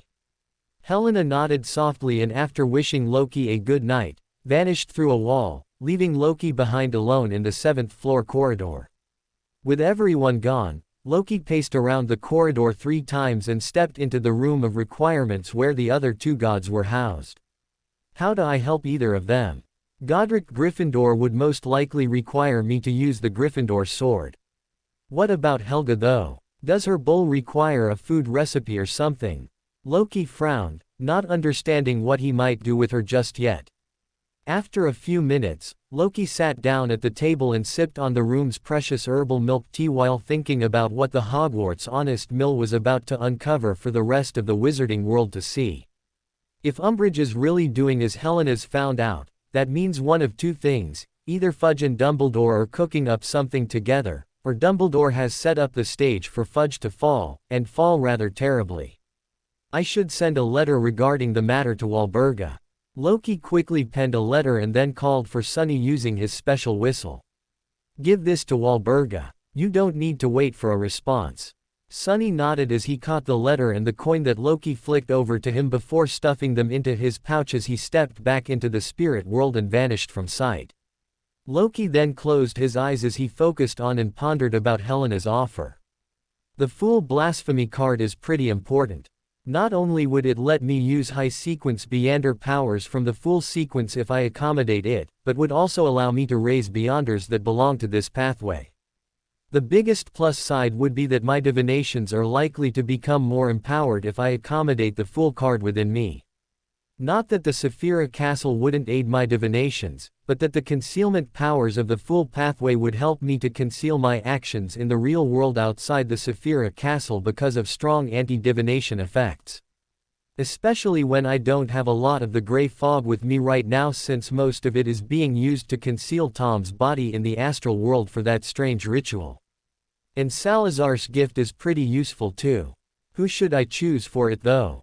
That's rather difficult. Sirius doesn't have any uses at first glance since he belongs to the White faction and is more situated to do flashy things that can help take away heat from more sensitive matters. But that personality of his is what makes him useful since he can be manipulated as long as he doesn't catch on to the fact that you're using him. Walburga is a lot less flashy, but strengthening her involves improving the power of the Black family. It would likely create a secondary faction of nobles that might help by taking over a large chunk of wizards from each faction to support Mr. Error. Sunny however is tempting to choose especially since no one really knows about him being a Beyonder. He can be a surprise wild card that can be sprung upon unsuspecting enemies. Loki intertwined his fingers and lay his chin on them as he thought further. But how will I distract her in the first place? Do I do something grand in the abyss? But what could I bait her with if I want to distract her? I can't simply make her chase me through it now, can I? 'Cause the second she learns of my position, I doubt I can live longer than a few moments after that when even Laura's husband is partially safe inside the abyss only because of the uniqueness of the Arbiter pathway. Loki kept his eyes closed as he steadily thought of various possibilities. Could I use the Disc of Wishes in some way? I could, but I can't trust something that has a mind of its own. What if it refused to fulfill my wish at a critical moment? Even if I'm able to make it more cooperative by parasitizing it, I doubt I'll be able to trust it unless I can figure out why the Disc of Wishes didn't work for me in the first place to help me time travel. What about some other options? Could I make a device that can grab her attention? What if I threaten her by setting up a ritual inside the abyss where I can set up a stage for corrupting her? What if I created a ritualistic region in the abyss that the other gods and goddesses can use to conquer it or hurt her? Loki thought about this for a while but eventually shook his head again. No, that would make it dependent on the will of gods and goddesses. And I doubt anyone wants to get into a direct confrontation with her on her own domain. That would be stupid. And opening a method to hurt her would mean that she can possibly hurt or act on this side of the barrier protecting the planet. That's even more dangerous. Sigh, if even gods don't want to do this, why am I? Eventually, Loki gave up thinking about various opportunities and finally settled on reading a book for now. Loki walked through the familiar shelves and picked up a book from the 9-part series that he had been avoiding reading for a while now. Knowledge Hunter Series 3, A Tale of Corruption. With 6 more books to go, Loki picked up the 3rd one and walked back to his table as he opened it to read more about the next Sephiroth detailed in it. The first Sephiroth was the Calamity City, which he had ignored, and the second was the Chaos Sea, but there was very little written about it. And this was the third. The third Sephiroth is also called the Brood Hive. Loki's eyes widened as he read the name of the third Sephiroth represented in the book. Seriously. I get a mission about her, and now I'm already finding books regarding her friend. Well, at least it isn't directly about her, and is about her friend. But Loki froze when he read the next line. This Sephiroth has been captured by an outer god that also controls the abyss pathway after she corrupted the devil monarch Farbati. God damn, it's about her. The one that I need to keep distracted for a month. This isn't just a coincidence, is it? Loki complained as he thought about Dumbledore doing something with the quill of Alzuhad. But then remembered the strange fluctuation in his spirit thread earlier that night. Loki took a few deep breaths and continued reading since he had a few questions he wanted answers to. The Sephiroth is located deep in the abyss where it resides, disconnected from the entire world. Although the territory of the Sephiroth has been captured by her, she fails to accommodate or even control the Sephiroth, which is working hard to corrupt any Beyonder characteristics that come in contact with it to raise Beyonders that might or would help it in becoming free. My short visits to the abyss have led me to believe that the Sephiroth is waiting for an opportunity not to return to its original owner, a different outer god, but to help revive an ancient goddess that goes by the name of Umbella. As such, I believe that the current ruler behind the puppet of the abyss has been at odds with the will of the Sephiroth, which is rejecting her. Loki paused reading any further from there and quietly closed the book as he began to ponder about the situation he'd just read about. So there's a Sephiroth inside the abyss too. Is that why her presence in the abyss is so strong? Was it brought there intentionally and locked there by Tree Woman? Would doing something with that count as a logical way to distract her? Maybe I can do something to the Sephiroth. Like leak its exact location to the Depravity Lady, so that they fight about it outside the barrier. Loki kept a cool head as he studied his ideas in detail, trying to come up with a complete plan as he pieced together various items he had with him. I feel like I'm missing something. Something that would make all of this a lot easier, would help very much, but is there something like that? Loki thought about it for a while but didn't recognize what he was missing. As such, he gave up and left the room of requirements to go stroll around the castle. Loki walked aimlessly, letting the castle carry him to wherever it desired. It was just a thing Loki had started doing ever since he realized that he was definitely involved in the making of this castle in some way. First, Loki was taken to the astronomy tower where he met Miss Norris, who was lazily licking her paws to make sure they were clean for her next hunt. Loki fed her some tuna he'd stolen during dinner and continued on his walk. It took a while to travel from all the way at the top of the astronomy tower to a room in the dungeons that had become the favorite of several students. The home of Noberta, the whimsical dragon. She was given such a name because Noberta had taken to collecting the strangest items from the students at Hogwarts. Initially, she was interested in shiny things like gold, silver and diamonds like any other Niffler, but once Loki introduced her to a kaleidoscope, she had started to collect absolutely absurd things to put into the one Loki had gifted her so that she could enjoy looking at it from different angles. Loki hadn't done this out of a sense of enjoyment from watching a small creature be puzzled by the existence of mirrors and their reflections, but he'd done it because he noticed that Dumbledore had fed the girl a spectator potion. As such, the dragon was bound to get bored staring at the dungeon walls all day, and started to have a few destructive tendencies that only Hagrid could handle. So Loki gave it a kaleidoscope. The dragon couldn't talk though since her throat was too big for that. She could however interact with people through gestures. And when Loki walked into her nest, Noberta instantly pinned him down with one of her claws before snorting fire onto him. Hee hee, I know, it was summer vacation, that's why I didn't arrive here in the last 2 months. There was another snort which partially singed his collar, but Loki only giggled and softly pushed away the dragon's face and started to climb onto its head.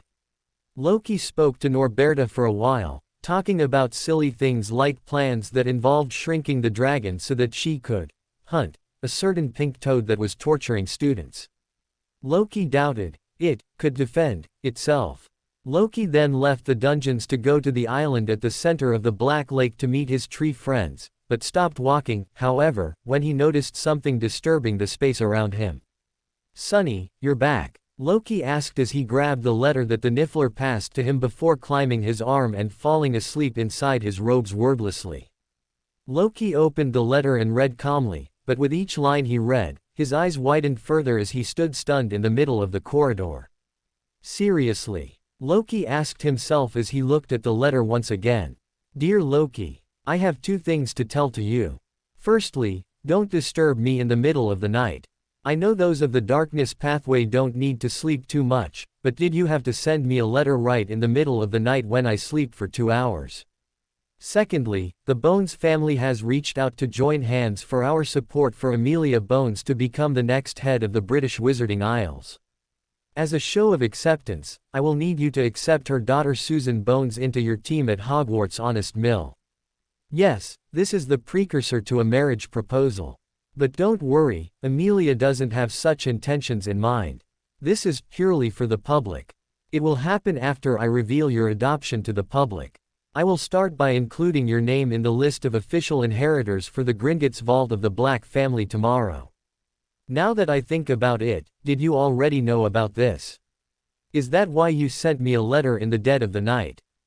Did you want me to die of ill health? If you didn't, then that's too shameful. You should think more like a Black. Anyway, getting back to the matter at hand, Susan Bones will be joining you at Hogwarts Honest Mill. You can decide what she should do. But along with that, you'll also be the head of the team. Susan Bones will be joining as a Beander that will do whatever a Beander student at Hogwarts does at year 4.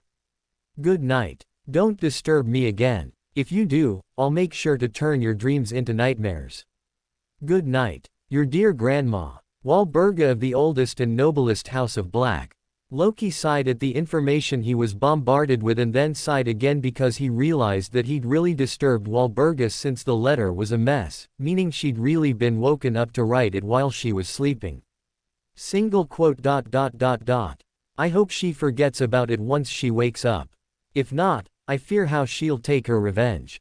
She's already informed me about something that would have made my night worse as revenge. I hope it ends at that.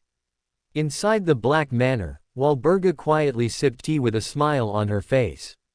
He's probably worried about disturbing my sleep. I didn't know how to break the news about Bones's niece, but this gave me a nice excuse. How innocent, he really is much easier to handle than Sirius. What a nice child I have acquired for myself. I should give him a bonus in the inheritance, lest Sirius spend it all away on booze and nightly fantasies. Loki smiled when he heard a soft buzz. It's midnight already. There should be nothing of importance in today's Tarot Club meeting, so it'll probably be a short one. Loki teleported to his room in the Slytherin dormitory dungeons and quickly entered the Saphira Castle, where he readied himself and sat down in his chair before summoning everyone else. Hermione stood up first as always and greeted Mr. Error first before greeting everyone else. But the first one to speak, though, was surprisingly Sirius. "My lord," Sirius said, standing up politely with a bow. "My lord, is Sirius drunk again?" Loki nodded subtly to indicate that he was listening, after which Sirius continued. "Mr. Lord, I have a request for Mr. World, and you." Loki's brows rose. "A request for me? What's that about?" Everyone else was almost equally shocked, but having gotten used to being shocked from the last year, they all hid their expressions well. Even Hermione looked relatively steady, even though Loki could see just how excited she had become to learn about the unknown immediately. Loki didn't speak, he just nodded to indicate that Sirius could speak and that he was still listening as long as there were no lines crossed. Sirius looked at Mr. Error with a little relaxation before he tensed up again and then spoke in a firm tone, like a soldier or an excited intern reporting an idea to their superior. Mr. Error, I have just joined another famous gathering in the wizarding world. Sirius paused to gauge Loki's reaction, and once he saw him looking at him with patience he breathed a mental sigh of relief before completing his words. And I hope to spread your magic in this gathering. Everyone frowned since Sirius didn't really need to ask for permission in this regard, especially when Loki as Mr. World had specifically asked them to choose such a route, but it was Sirius's next words that shocked everyone a little more. In doing so, I realized that a more efficient method for me to spread your faith would be to set up a gathering of my own. One that is dedicated simply to you and your followers. Everyone's eyes simultaneously widened, especially Loki's, since he was thinking something else entirely. Does he want to set up a pyramid scheme or something? I remember Walburga complaining about Sirius starting up some new secretive scheme. No, that isn't the important part. If Sirius does this, it would mean that this would be a gathering set up by the Black family. Personally, this would be a great help to me. I knew it, Sirius. I knew you had a reason to choose the start card. I definitely trusted you. I promise. I hope to ask your permission for this mission. Sirius ended with a polite bow, waiting for Loki's response. Loki calmed himself down and pretended to think about a few matters before wrapping his hands around the edge of the table. All right, you can do so. Mr. World also chimed in after that. Let me know if you need anything relating to the Lord. You don't need to disturb him for the small things. Even though it'll just be me answering about myself. With the matter done, silence returned to the Saphira Castle before Hermione raised a question.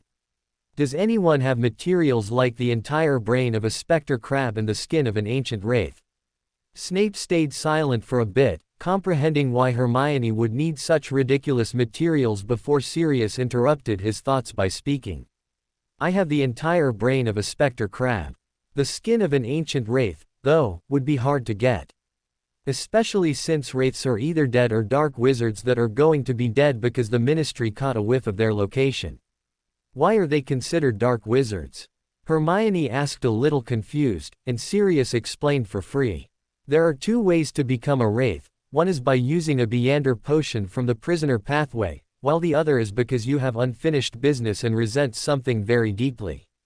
Both of whom are generally really harmful to humans. Why would a Beander that is a wraith be harmful to humans than any other Beander? Hermione asked with some confusion, since she remembered Professor Lupin was a pretty relaxed person and he was from the prisoner pathway, a werewolf.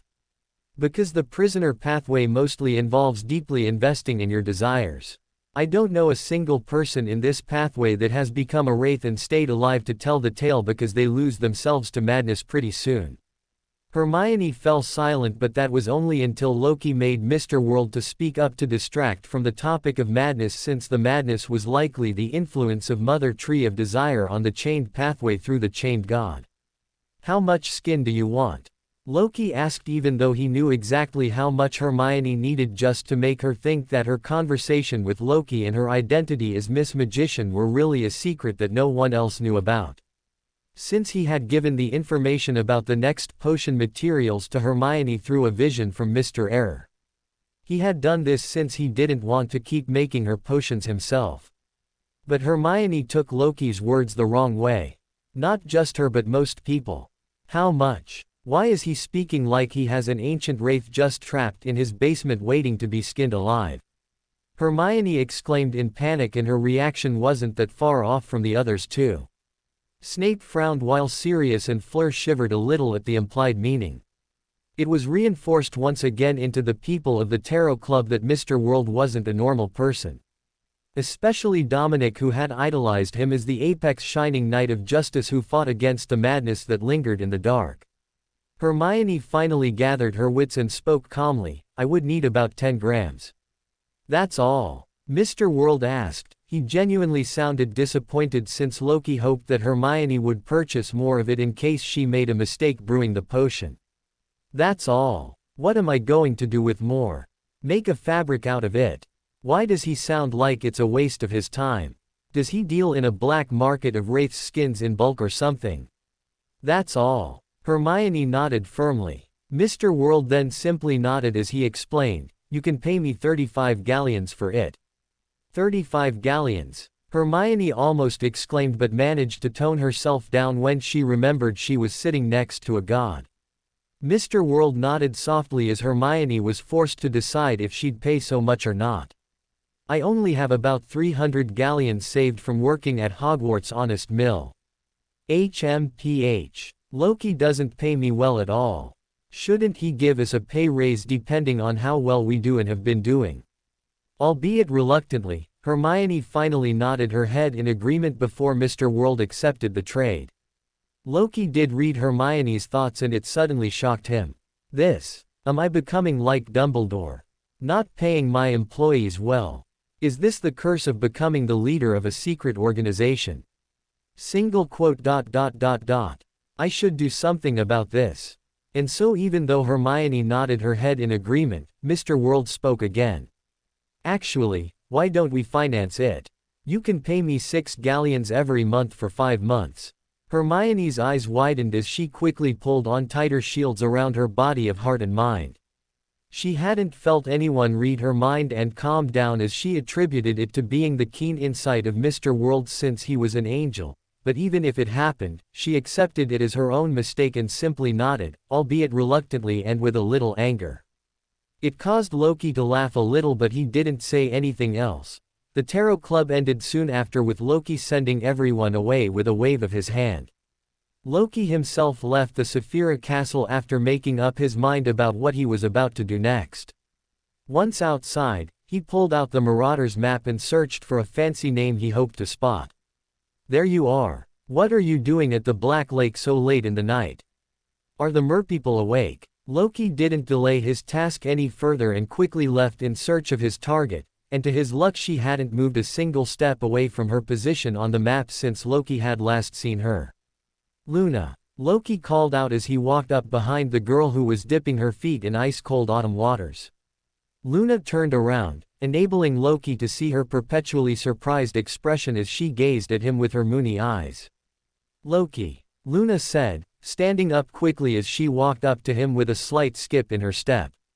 Loki smiled when he saw her like that, especially when he spotted her holding shoes that looked exactly like the ones he'd transfigured for her 2 years ago. They were completely dry. What are you thinking about? Here at the edge of the Black Lake. So deep into the night. Luna looked at the lake with a mysterious smile before turning around to look at Loki in silence. Fine, I get it. Keep your secrets. I need your help, Loki said with raised hands accepting defeat. Luna stayed silent but a strange glimmer shone in her eyes as Loki said that. It might not have been clear to anyone else, but Loki, who had worked with her rather around Luna's eccentricities, knew that she was interested. And so he didn't waste any more time as he started explaining his problem. I'm currently in the process of giving a very weak soul a new body. I need it for a ritual. Something to do with the abyss, so I can't tell you very much about it. I want you to stitch the bod. Where is it? Luna asked, interrupting Loki, which caused him to smile since he liked Luna keeping it short and to the point. Loki waved his hand and tried to conjure a fog wall to try and isolate them. The gray fog around him thinned out as it spread into the air, covering both Luna and Loki, to stop anyone from divining anything about it all before he spoke lightly. Follow me. I can't show it to you here since other people might be listening. Luna noticed the air turning foggy, but since she wasn't able to figure much out about it, she simply nodded after attributing it to a strange anti-divination spell and started to follow Loki back up the castle where he guided her to the room of requirements. Luna was bemused when the wall turned into an ornate door with several detailed figurines carved onto it and began to examine them closely, but she had to stop when Loki pulled her into the room of requirements. Loki hadn't brought her to the room with all the founders in it, he'd brought her to a room that looked similar instead, since he was comfortable with the room's layout and needed a room that could shield outside interferences. Loki quickly flicked his wand and caused a large gunny sack to appear out of thin air. Loki had just used his wand as a cover for bringing the body out of the Saphira castle. He then dragged the large gunny bag in which his own body was floating around while tossing another ring towards Luna which contained the weakly joined shattered soul of one Tom Marvolo Riddle. Loki pulled his body out of the gunny bag. It had Tom's face on it and Loki did it to tell Luna. "That's the body, that's exactly what he should look like." Luna stayed silent as she examined the body first, noting that it was kept in its best condition and didn't seem dead in any way. "Do you think it is possible?" Loki asked with a little hope since he was prepared for an outright rejection on the matter. Luna didn't respond. Instead, she calmly began to examine the soul inside the ring. She spared not a single glance more for Tom's body even though it looked young and fresh, as if someone had only recently acquired it. She didn't even question if Loki was involved in shady matters or if he was the reason the person in front of them had died. She skipped them all and carefully examined the soul. What Loki didn't know was that almost as soon as Luna saw the mess, her eyes never paused on the damage done to the soul. They widened slightly because of how it was tinged with darkness and madness. To her it felt like the abyss itself had touched it, and it made her believe that Loki was telling her the truth, that he couldn't reveal more about the matter without keeping her safe and sound. But seeing Luna's face morph into a frown after a few minutes of continuous examination, Loki assumed the worst. "And this is not possible," Luna said as she looked Loki dead in the eyes. "But?" Loki asked since Luna's brows were still furrowed, showing that she was feeling discomfort about something regarding the situation. Once she saw Loki paying attention to her, Luna continued to explain, "It is not impossible because of the amount of damage. But because the soul itself has given up. It doesn't want to live anymore." Loki's intuition was right. Things were much more complicated than they seemed on the surface. Loki frowned at the information and tried thinking of a solution immediately. "Will it be possible if you advance to a higher sequence?" Loki asked since if it was possible he would try and help Luna grow stronger so that she could force Tom to live, for however short an interval he would be alive before he was sacrificed again. Luna kept frowning as she studied the fragmented soul for longer before she turned to Loki and spoke in a solemn tone. "I do not think a soul that has given up on itself can be brought back," Luna said, shaking her head. "Is there anything you can do?" Loki asked with a last bit of hope. But when Luna remained silent, he finally sighed with acceptance and nodded before. "As long as you get closer to the soul within. As long as you bring it hope to live, you can make it want to return. I can form a connection in between this thing and you for you," Luna said, holding the ring open on her palm. Loki frowned since this meant a whole lot of things that didn't particularly feel good. "A connection on the soul level. I'm not too worried that it'd do something to me since I'm much stronger than him when compared to this soul. But it's still risky. Especially since I don't really have much to protect my soul with, and because forming a connection would involve not only exposing my soul to a weak Tom but also Luna." Loki frowned as he concluded this point, and he carefully examined Luna with a sharp gaze. Loki hadn't revealed all of what he had revealed on a whim. Loki had done it because he knew well that if things took a turn for the worse, he could at the very least suppress Luna for long enough that he could steal her memories of the incident. He also trusted Luna to a certain extent because of her nature and affinity to eccentricity, but his own strength was what gave him the confidence and divinations. And yet while he knew that she wouldn't do something wrong to him, he did feel a little worried about accepting, since exposing one's soul wasn't to be taken lightly. "I should be able to come up with a way to defend my soul on the surface level by making an item or asking Walburga for an item that can do the same, but with Luna here I doubt either is a way to directly give her access to my soul and protect it from her at the same time. Sigh, I guess I have no other option for now." "So," Loki nodded. "All right. But you'll have to." Before Loki could finish his words, Luna was already at it. With a simple snap of her fingers, Luna caused Loki to feel a sharp pin prick on his chest, right where a fluffy ball of white sat and reigned supreme in the surrounding gray. Loki almost instinctively retaliated but held himself back at the last second. Damn Luna. Crazy much. Loki shouted in his mind, as he started containing the shock of what had happened. It is not good to curse at other people inside your mind. Loki heard a stray voice speak to him inside his head, causing him to feel a little surprised. Luna. Loki tried joking around but it didn't land on anyone. Luna didn't speak anymore and instead focused her full attention on the ring in her hand. Loki saw her drag a random ethereal thread out of his own soul and pass it through the ring like she was threading a needle.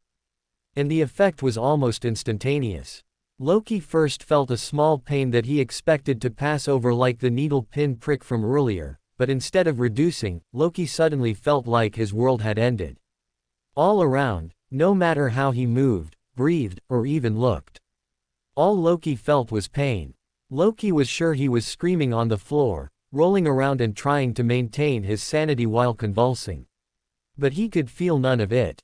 All he felt was a fall of pain that erupted from every corner of his body. It was as if he was simultaneously being exploded from everywhere. Lunaa. Loki's line of thoughts cut off and all that remained was pain.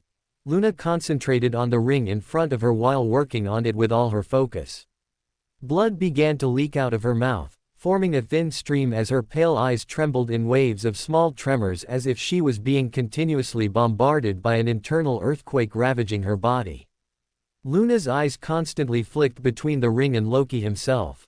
Loki's eyes were closed and his entire body was mutating. His skin started to solidify like marble and his eyes started to change into clock dials.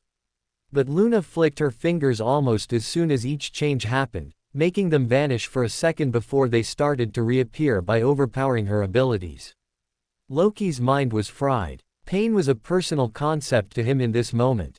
He had so much of it in this moment that it felt more like his world had been absolved of everything other than pain. Moving from point A to point B. That was just measured in how much pain it took to get there. Thinking one thought over another. That couldn't be measured. Not because it was too fast or painless, but because he couldn't think of anything except the pain he was facing. It felt like his entire mind, conscious and unconscious, had been consumed by pain. Like every single aspect about him had been dissolved into it. Loki's mind raged to break free but he couldn't think of anything other than pain. Meanwhile, a single soul gained clarity inside a new world. The new world was completely white and had nothing in it. It felt like it was something out of the world and its laws. It was as if this new place was created to foster a canvas of paints that would dictate how it progressed. The young piece of soul started scanning around for any changes in this ever-white place with a little bit of confusion before the silence in its ears was interrupted by a shrill ringing *screaacc cha that pricked its mind.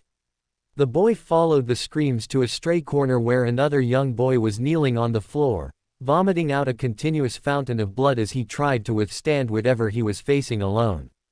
A smile formed on the boy's face as he picked up the short white pointy bone wand that was on the floor and spoke in a humorous tone. "You didn't think I'd turn the tables like this, did you, Loki?" Even though Loki didn't stop screaming, and even though it was unclear if Loki was able to hear the young boy speaking to him, the boy continued. "Ha! You're squirming like a worm because of such little pain. Foolish. How stupid. To think that such a stupid fool was my captor. It truly shows just how lucky you had become in the first place. You're nothing but a measly worm that thinks it owns the universe. But this, even this is not enough pain for you to face redemption, and so. Crucio." A thick beam of green light shot out of the wand that the boy carried and struck Loki's back. Almost instantly, Loki's body started spasming as all the pores on his body opened up to leak blood. Everything on his body turned a deep shade of red while the pool of blood he was in started to expand and become larger, painting the canvas of the world in red.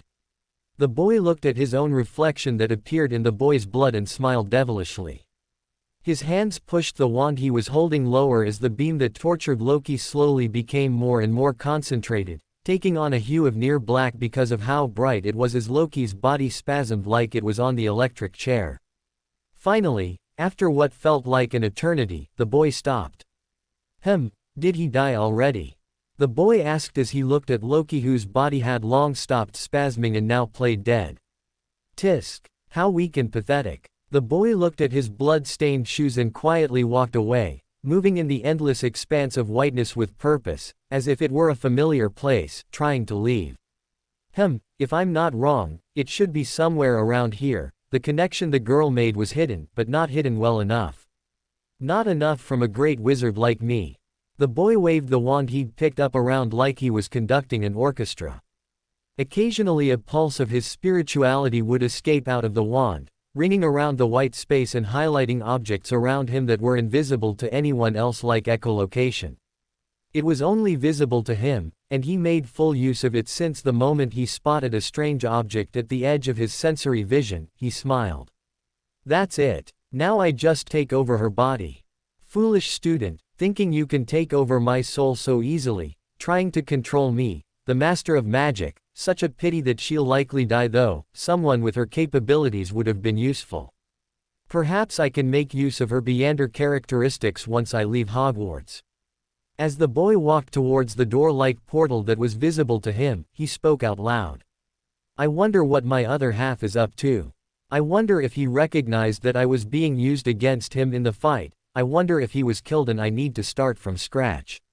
Surely Lucius should be able to provide me with funds. The boy finally reached the door and placed his hand on the doorknob, but just as he was about to turn it open, he stopped in his place and gave the doorknob a second glance. You thought I'd fall for such a simple trick. But this just goes to show how clever the little girl truly is. Can I save her for later use? I will only be able to use her body for a small amount of time if I do. I could sacrifice another student in the castle if my other half has perished and then escape from the castle. Perhaps I could even take on a teacher if it came down to it. The boy calmly pointed the wand at the doorknob before chanting rapidly. Reducto. A sharp thin blue light shot out of the tip of the wand and slithered towards the doorknob, landing on it with 100% precision as it was obliterated in a flash of light. Except when the light vanished, the doorknob seemed perfectly fine. But the boy wasn't disheartened. He gave a broad smile instead. It's good that my skills haven't gotten rusty.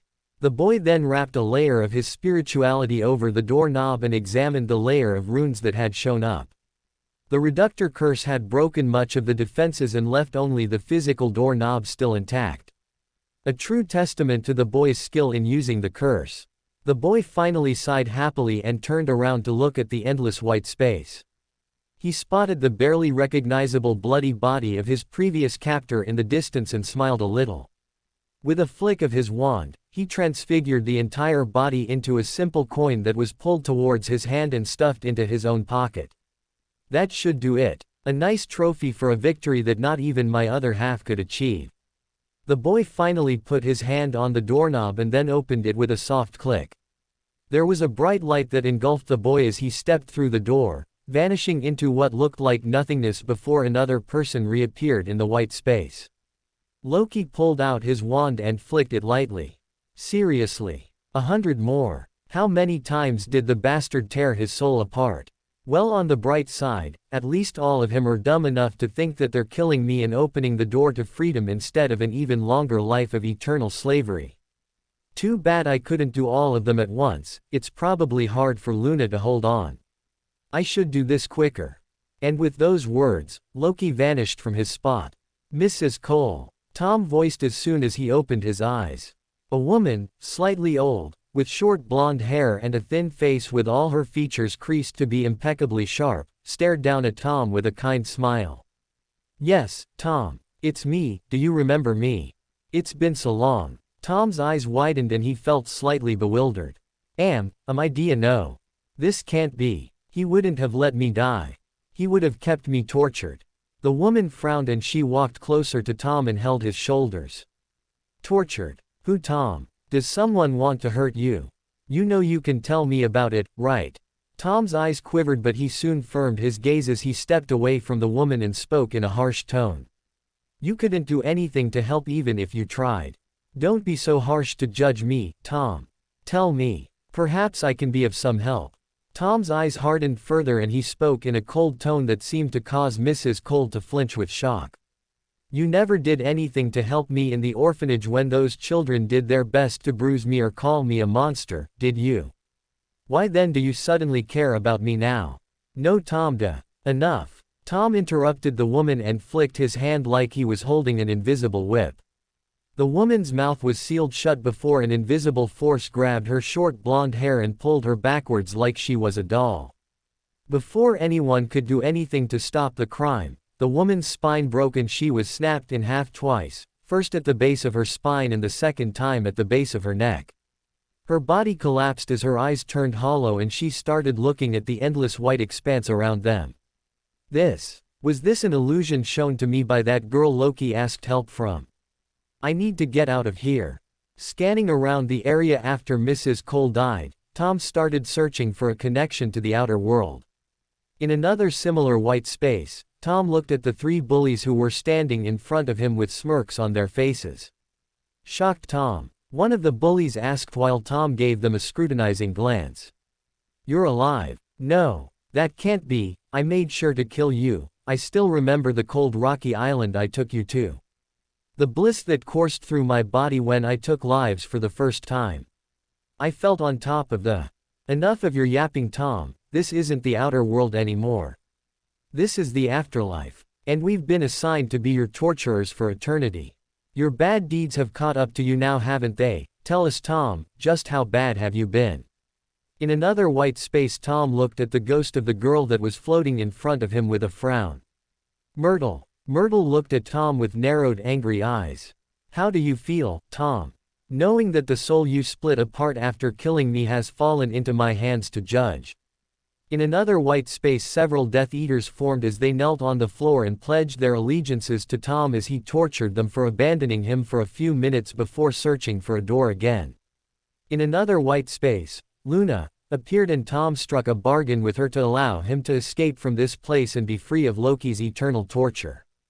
Several other illusions created by Loki appeared in the white space created by Luna as he tricked each and every piece of Tom's soul into tricking them into rejoining with their other selves in an attempt to leave the space Luna had trapped them in. Each one used simplistic tricks like making Tom think he was in control of the situation or that Luna was on his side because she pitied how Loki had treated him until now. But each time Tom exited the space and rejoined with the other pieces his soul had been torn into, it was Loki that grew happier. A few more pieces. I hope you are holding on well, Luna. Loki spoke out loud randomly knowing that Luna could hear him loud and clear. And soon, before anything else could go wrong, Loki smiled as he saw the last piece of Tom leaving the area Luna had trapped him in. But even as all the pieces of Tom's soul gathered together with the intent of freeing themselves for another chance at life, Tom failed to reconcile himself. Almost instantly, as soon as Tom's soul fragments rejoined, he instantly became a victim to insanity. It was Loki's plan and the sole reason he had played around with trapping Tom inside an illusion. It was so that when all his pieces would rejoin he'd be trapped in a boiling pit of confusion where he'd have to sort out through his thoughts about the reality of the situation. Loki looked at the squirming Tom's soul that was rapidly deteriorating into a furry creature that reeked of the beginnings of a devil and spoke calmly. Luna, you can pull me oh.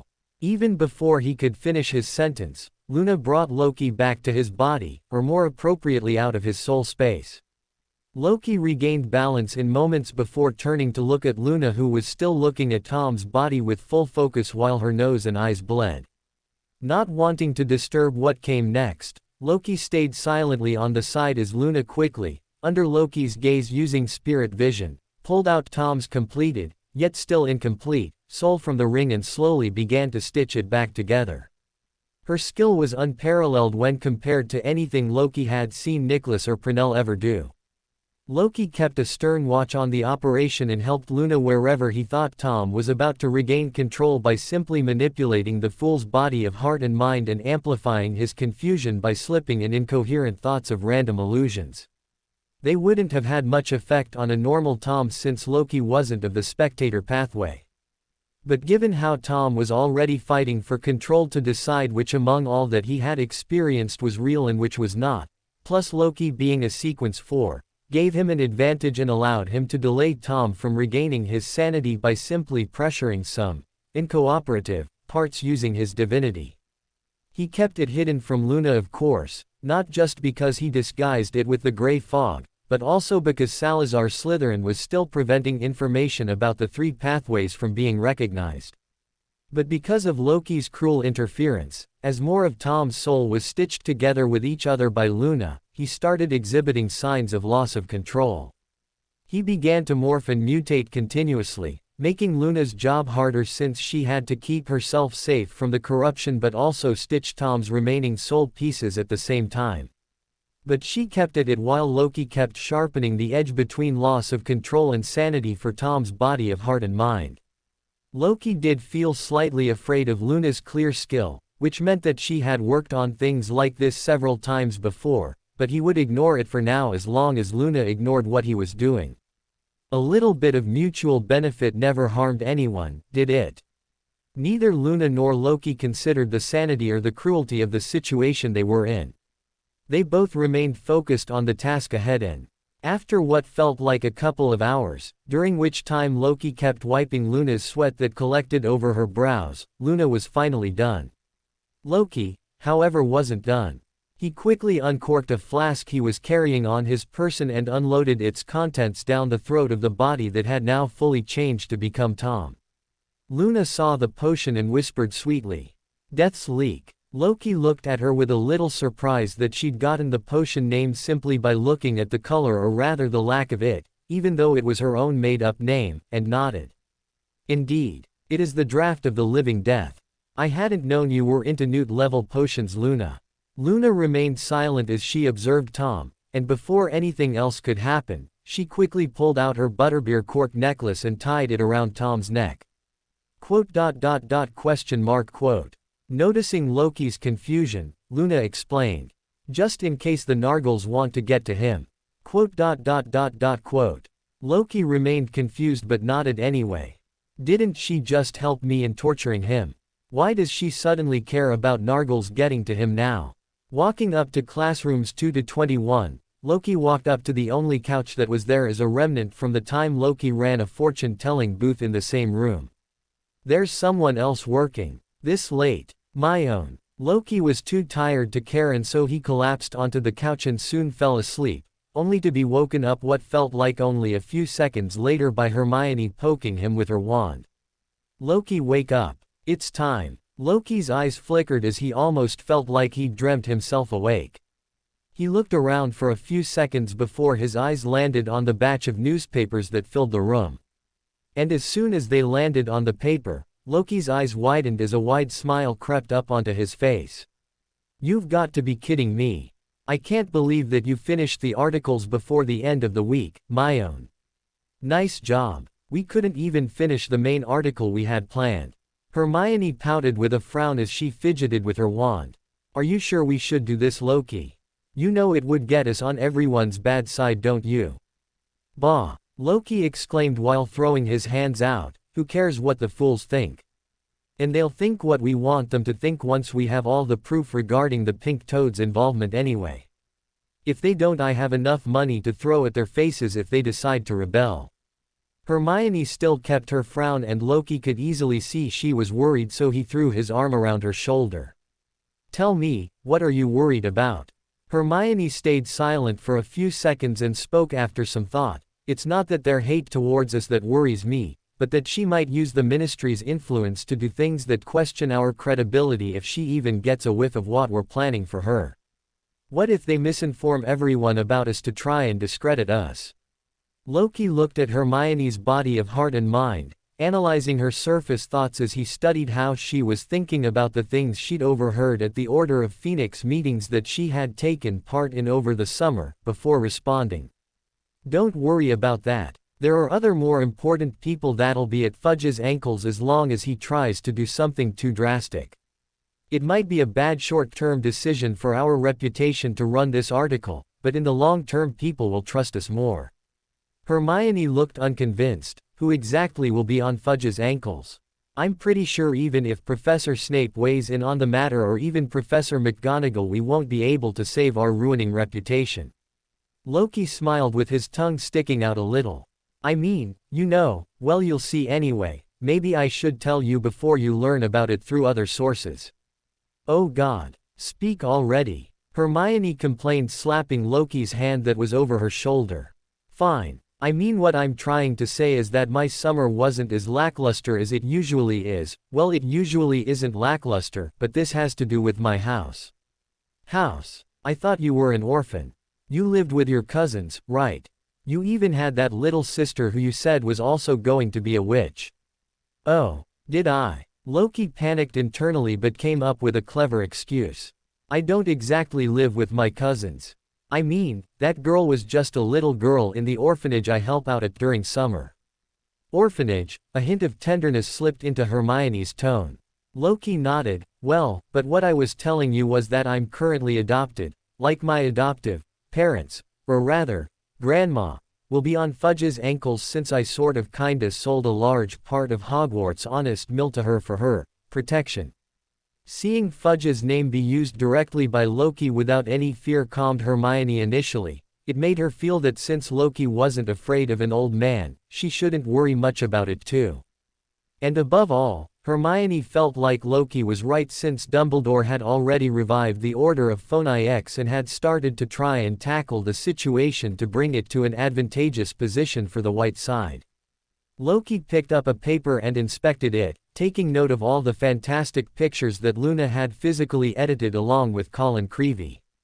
He studied the wonderful lettering Hermione had chosen to accentuate certain points and make them more visible while also appreciating his own arrangements of the various articles. That was when Hermione's eyes widened suddenly. Wait a second, you sold Hogwarts honest mill. To whom? Why didn't I hear about this? And Grandma? Did you get conned, Loki? Did someone use the Imperious Curse on you? Or did you accept to be adopted so that you could wait until she died and then use her family inheritance to help Hogwarts honest mill to expand? Clever plan, but not very good. You should have at least told me about it. Do I mean so little to you? I thought we started this thing together. Hermione pushed Loki away as she fired all of her questions faster than Harry could cast Expelliarmus at every needed opportunity to battle the unblockable killing curse. Loki sighed. He moved closer to Hermione and then calmed her down by petting her head. Of course, Hermione wanted the situation to be serious and deftly dodged Loki's hands, but after a few seconds of continuous misses because of Hermione being clever about it, Loki simply stole her thoughts for a second. Normally Hermione would have been startled about it, but since she was having such a rush of thoughts in her head she missed it completely as she froze for a fraction of a second when Loki caught her.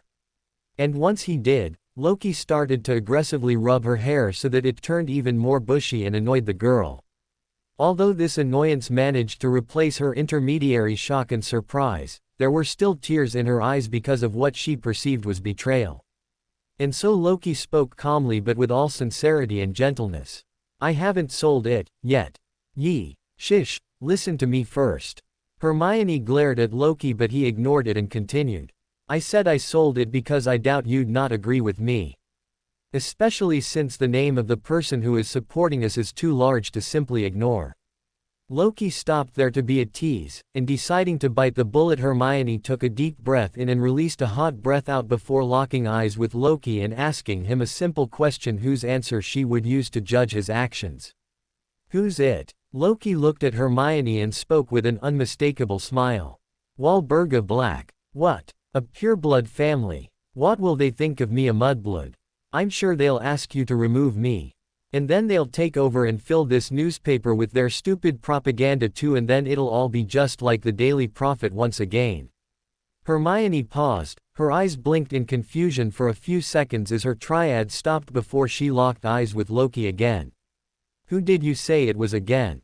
Loki's smile widened. Walburga Black. The oldest and noblest house of Black. Hermione's eyes widened like she'd just witnessed a miracle.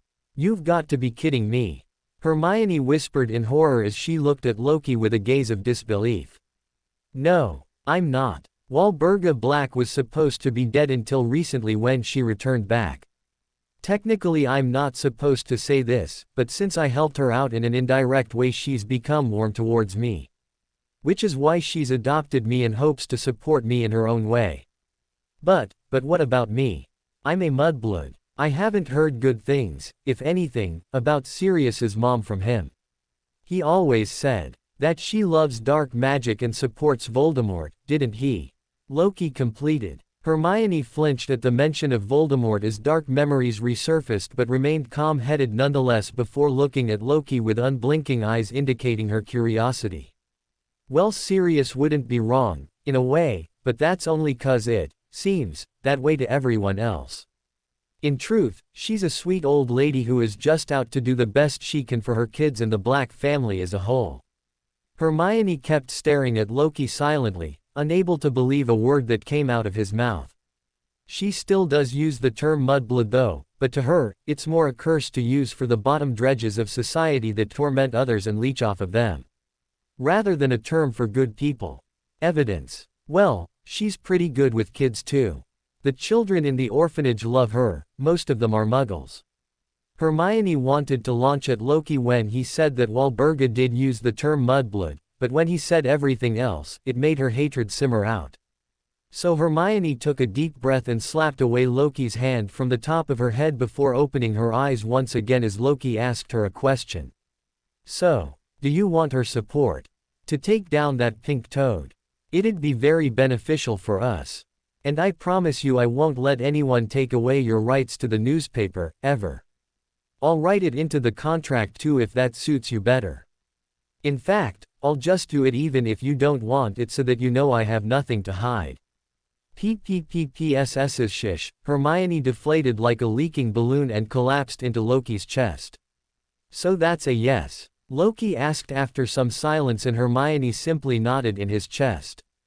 And by the way, Loki started saying something again which caused Hermione to flinch but she calmed down quickly. Wouldn't you think that a person with such a punchable smile should get the best punch we can afford? PFF'd. Hermione choked and quickly calmed herself, before scolding Loki by punching his shoulder. No way, Loki. You must respect her. She's a teacher at Hogwarts. Yeah, and the only thing I've learnt from her till now is how to smile like an idiot all the time. And even that Lockhart was better at, you know what, I think I enjoyed Lockhart's dramatic dramatizations more than Miss Pink Fudge's textbook reading classes. Hermione smiled and nodded before her eyes turned moist and she frowned again. I wonder what Daff would have told us if she was still here. Oh, don't remind me of that.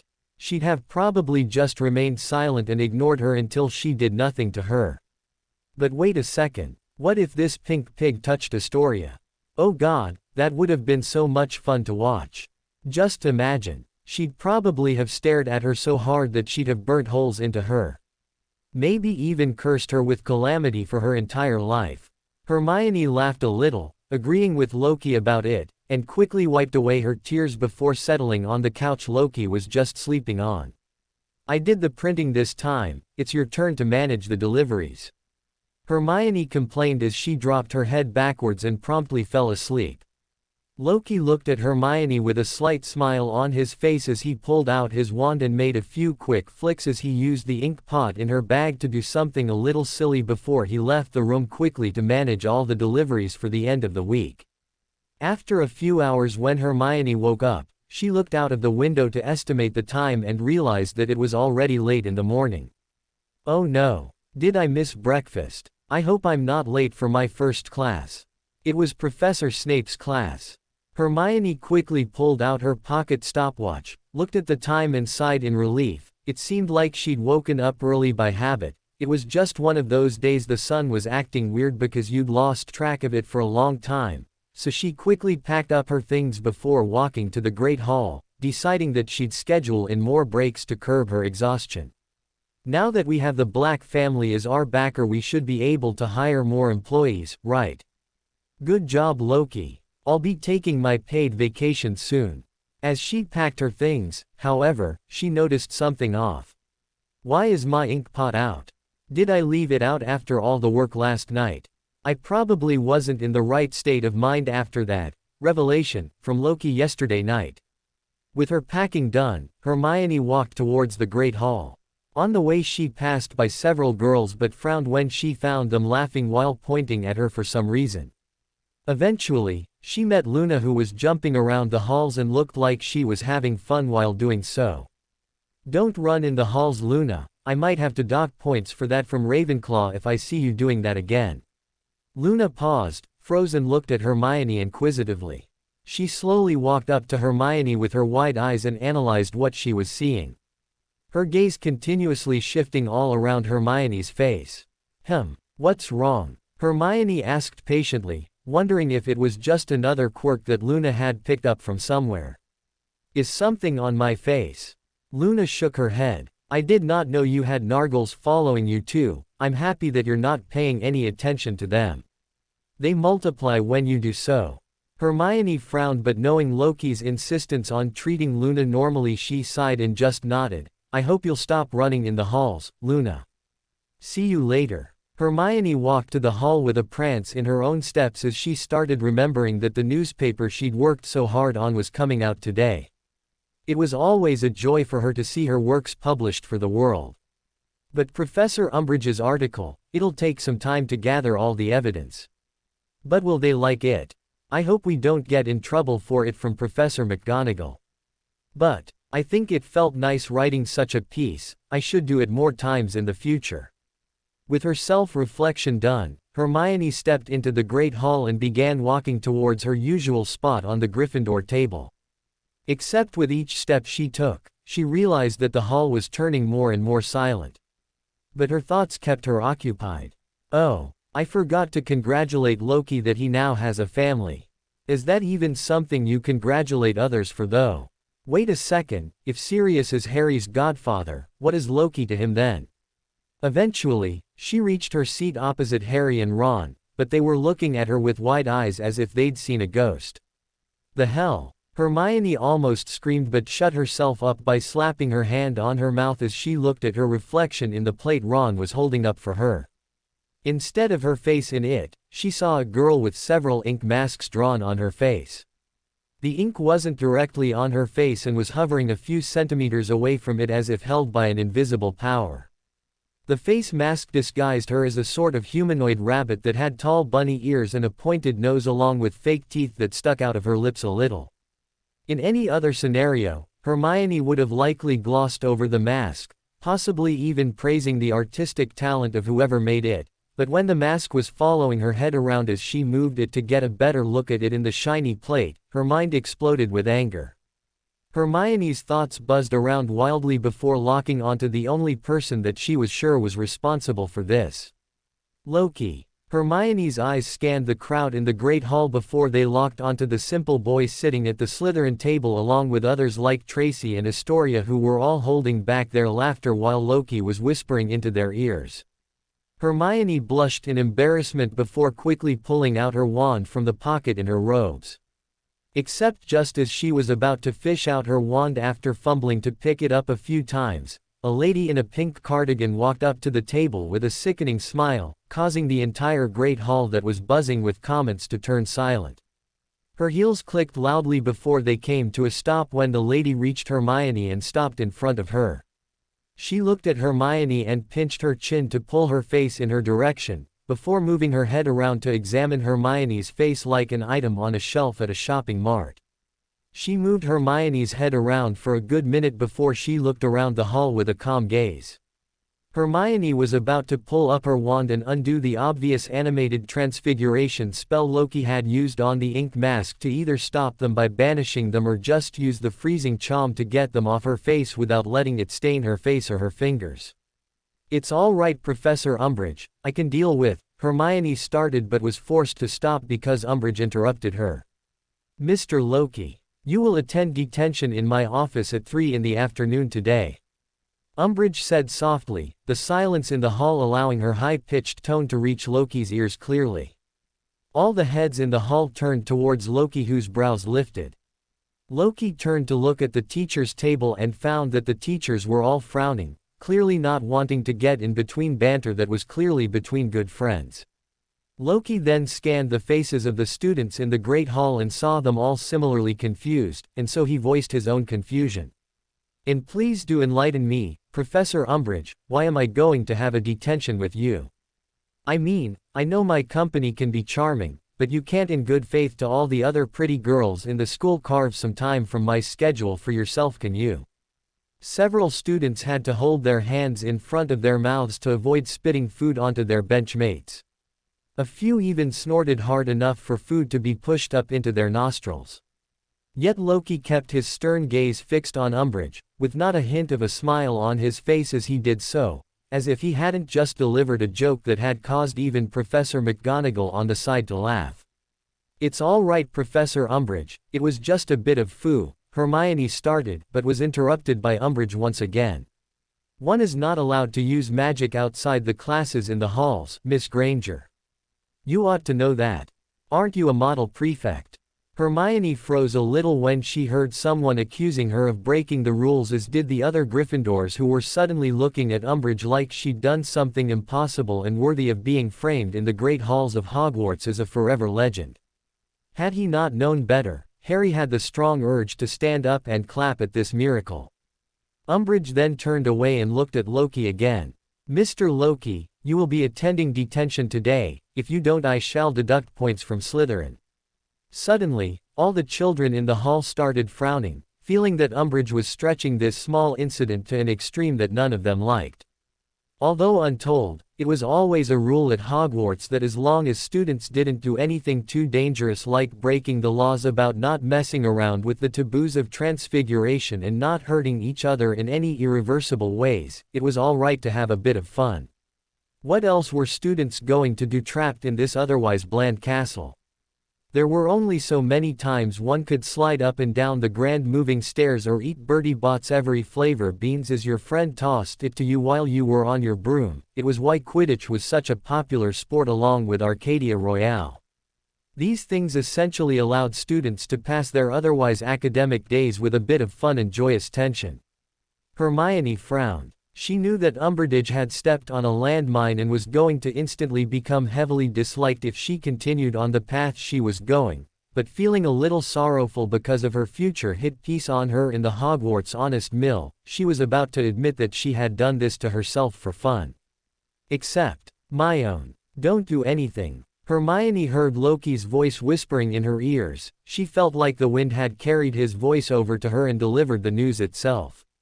Hermione's eyes widened not only at the remarkable magical spell involved in doing this, but also because she realized that Loki was doing this because he had a plan in mind.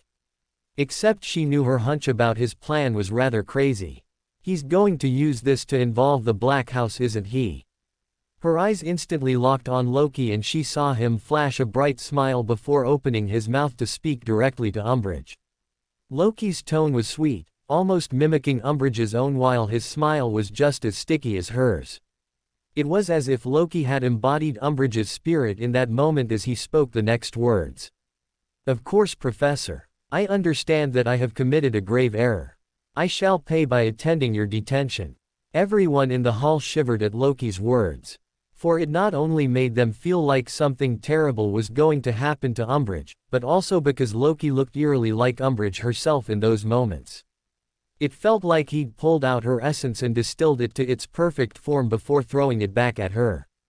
Snape was the only one who smiled, however, as close to a smile as he could get, which was just a sneer. Umbridge frowned but said nothing else and smiled quickly before speaking softly. "It is good that you understand, but since it took you so long, 5 points from Slytherin." "Thank you, Professor Umbridge, for guiding the great Loki Black on the right track." The entire hall fell into a blunt silence. Harry nearly stood up if not for Hermione's timely intervention to keep his bottom glued to the bench, which caused him to awkwardly fall forward into his plate, but his quick reflexes saved him from being pied in the face.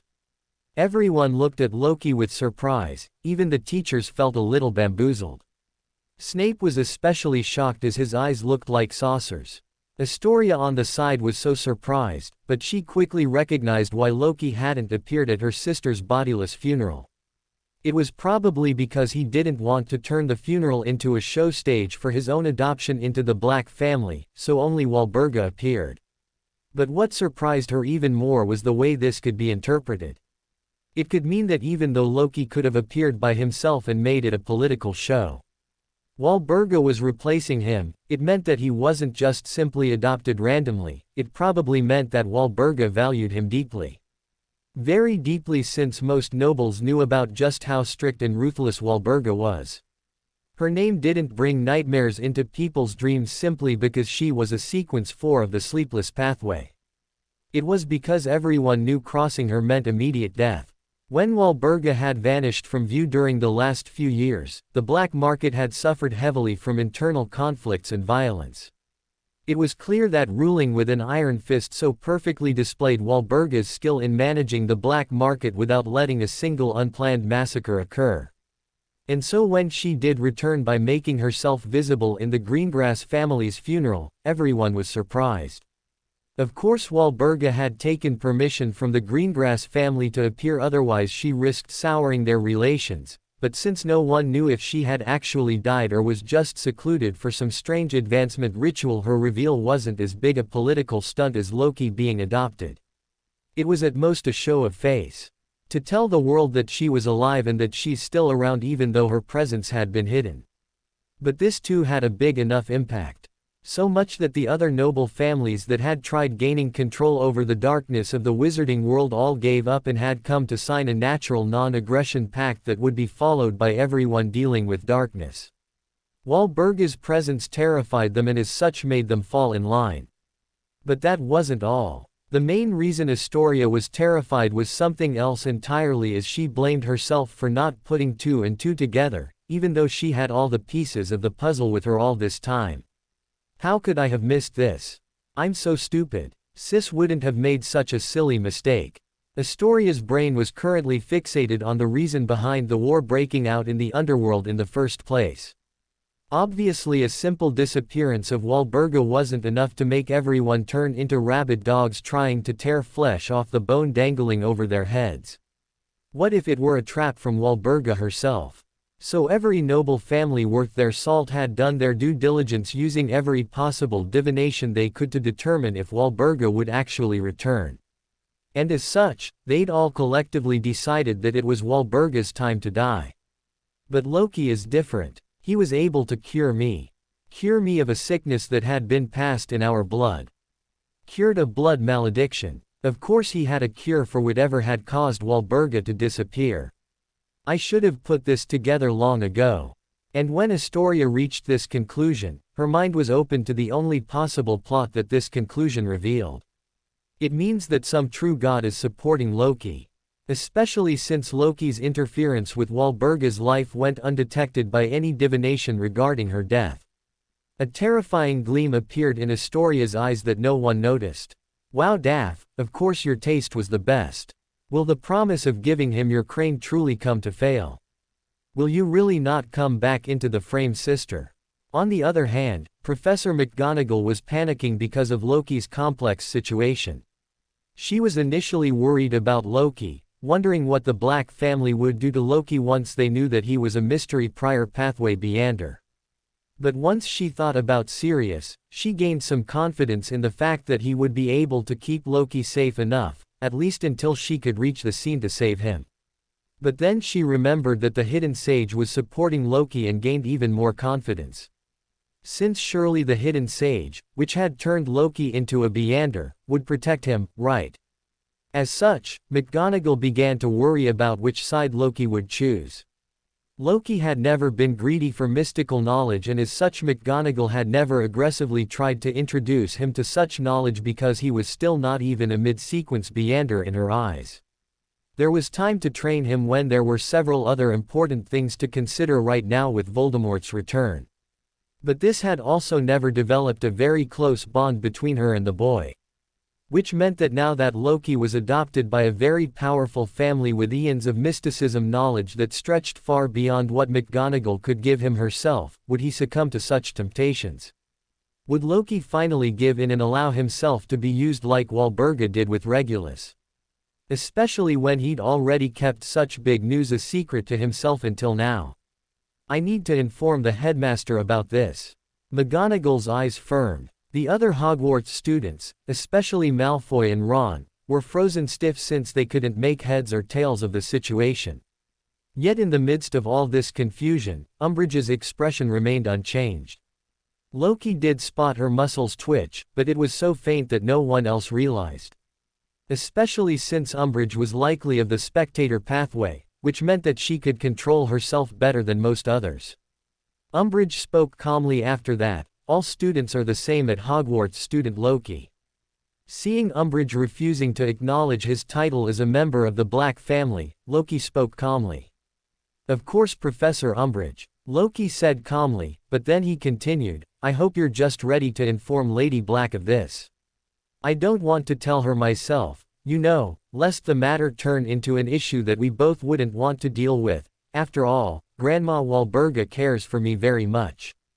Umbridge's eye twitched visibly now and Loki worked hard to hold back his smile, making sure to mask his expression with the help of an illusion too. But after another bout of silence, Umbridge spoke calmly, "I will do so, Mr. Black. But I expect to see you in my office this evening, is that all right?" Her stiff expression had given way for a genuinely kind smile. It made everyone in the hall instantly develop a deep revolting sense of dislike for her. It was clear to everyone. As long as Umbridge found worth in anyone, she wouldn't fail to try and lick their boots. A professional bootlicker. "Sure, Professor Umbridge. I shall visit you for tea. We have a lot to chat about after all, don't we?" Loki said, mimicking Umbridge's smile. There were two soft knocks on the door that grabbed Umbridge's attention. She put down the teacup she was using with a soft clink and looked at the door with a practiced smile. "Come in." The doorknob turned slowly before the people on both sides of the door heard a soft click loosen out of place the latch that was keeping the door closed. The door, however, didn't open slowly after that. It almost felt like a miniature storm had been kicked off as the door opened with force enough to blow the fuzz on Umbridge's cardigan along with the bow clip on her short hair, which loosened a little as it bravely fought against the wind until it was laid to rest in her teacup with a satisfying plop. Umbridge's smile turned into an invisible frown, one which looked like a smile that only your best of friends would be able to decipher was a call for help, not just because of the losing fight of her hair bow clip, but also because she laid her eyes on a person she didn't like to see very much. But her frown transformed into a smile. "It wasn't good to let your previous mistakes haunt you forever after all." "Good evening, Professor. Am I on time? Or am I on time? I mean, I'm sure you know I'm on time since I've come to share tea with you," Loki said in a jovial tone as he quickly flicked his wand and closed the door behind himself. "You must not use magic in the halls, Mr. Low Black," Umbridge said, trying to gain a hold of the rapidly sinking ship of respect in the situation as she tried to command Loki into being what she desired him to be. Loki's head snapped in her direction, but just as Umbridge was about to feel happy that she'd finally gotten under his skin, to drag him into her playing field, he spoke again. I'm sorry, Professor, I didn't think I would frighten you with my wand. I understand that your skills aren't as good as mine." "It's all right. Nothing to be shy about." Umbridge's cheeks turned as rosy as her dress. Her hands trembled and her palm tightened its grip on her wand. 17 points from Slither. Before Umbridge could finish her sentence, Loki's wand flicked. "Oops. I'm sorry, Professor, that was a mistake. I was trying to shut that annoying fly that's flown in through unfair means. I didn't mean to use it on you." "Oh dear. I apologize from the bottom of my heart, Professor," Loki said with a smile as he sat down in the chair opposite to hers. "I hope you understand your position, Madam Umbridge," Loki said, folding his hands and resting his chin on his fingers. Umbridge immediately frowned after freeing her mouth. "You are overstepping your boundaries. Do you not get it, Madam Dolores Umbridge?" Loki interrupted again, leaning even closer to Umbridge's face while she stared into his eyes with a sharp glare. Loki got up from his seat, walking slowly around the table until he was behind Umbridge, where he relaxed with his hand on the table as he stared into her eyes blankly. Umbridge saw Loki's polite smile directed at her, which caused her to feel a little uneasy, but she quickly switched to her calm state as she began to act as a spectator. The change didn't go unnoticed by Loki, but he completely ignored it. Instead, he leaned in closer to Umbridge's face as he spoke in an eerily calm tone which caused small ripples of palpitations in Umbridge's heart. Madam Umbridge, I have a proposal for you. Umbridge kept her eyes steady and locked with Loki as he continued to speak while she analyzed him. He is confident. Very confident. No, this is not a proposal. It's a choice. No, that is wrong. This is arrogance. He is arrogant. To the point that he disregards me as a worm. As something that cannot affect him in any way. It's a choice for you to switch sides. Either you chose my side willingly, or you lose your ability to make choices from now on. Such disgust, it feels like I'm back at the ministry once again, back to the time when I had freshly graduated out of Hogwarts. How disgusting. I decided then that I'd never let anyone make me feel like this again. And so he has to pay. Umbridge had finally had enough of Loki's arrogance as she quickly transformed a part of her hand into one covered by dragon scales, increasing its hardness as she grabbed Loki by his neck and slammed him face first into her mahogany table. Loki's nose cracked under the pressure as did the table, but Umbridge's grip was relentless. It held Loki with force enough to stop any air from going down his lungs, which forced him to open his mouth and try and take large gasps of air to feed his burning lungs. A sinister smile showed up on Umbridge's face as she saw Loki struggling in her grip. She enjoyed the view for a few seconds as she heard Loki's gasps for air and felt a glimmer of joy burst forth in her chest, but it soon stopped and turned into a frown when. How dare you scratch my precious table? Umbridge seethed with rage when she saw Loki's nail dig into the table when he tried getting himself a breath of fresh air. Loki tried to helplessly kick her as she kept pushing on his head, causing Loki to hear several cracks from his skull as he desperately fought against his vision darkening. Loki's thoughts slowly started to devolve from clear-headed thoughts of ways to escape his situation by fighting against Umbridge into a mental panic that bordered on insanity and hopelessness. No, don't lose consciousness. You can't give up. Just push her away and it'll all be fine. She's weaker than you. She can't be stronger than you. Single quote exclamation mark. Hash you dollar and dollar hash at. Umbridge gained great joy from watching Loki's thoughts spiral, especially when the light in Loki's eyes slowly dimmed as she continued to cut the circulation to his brain. Her eyes glowed ominously and within moments, Loki was still. He had clearly fainted, but it wasn't clear if Umbridge had also smashed his skull enough for pieces to be stuck inside his head and damage key blood vessels.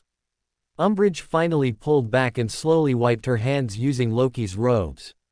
Trying to get rid of all the surface-level scratches that had appeared on her hands as Loki tried to tear her dragon hands away, and all the blood that had stained her hands from smashing his head so hard.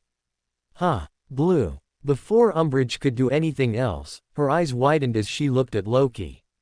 Loki's blood was already pooled all around him. She'd killed enough people to know that this was not normal.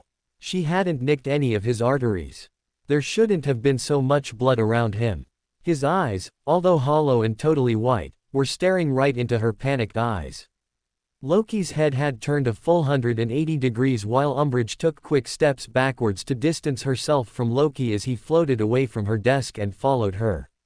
When her back touched the wall and the cool tiles touched her neck, Umbridge snapped out of her shock as she quickly stretched her hands outwards and snapped her fingers.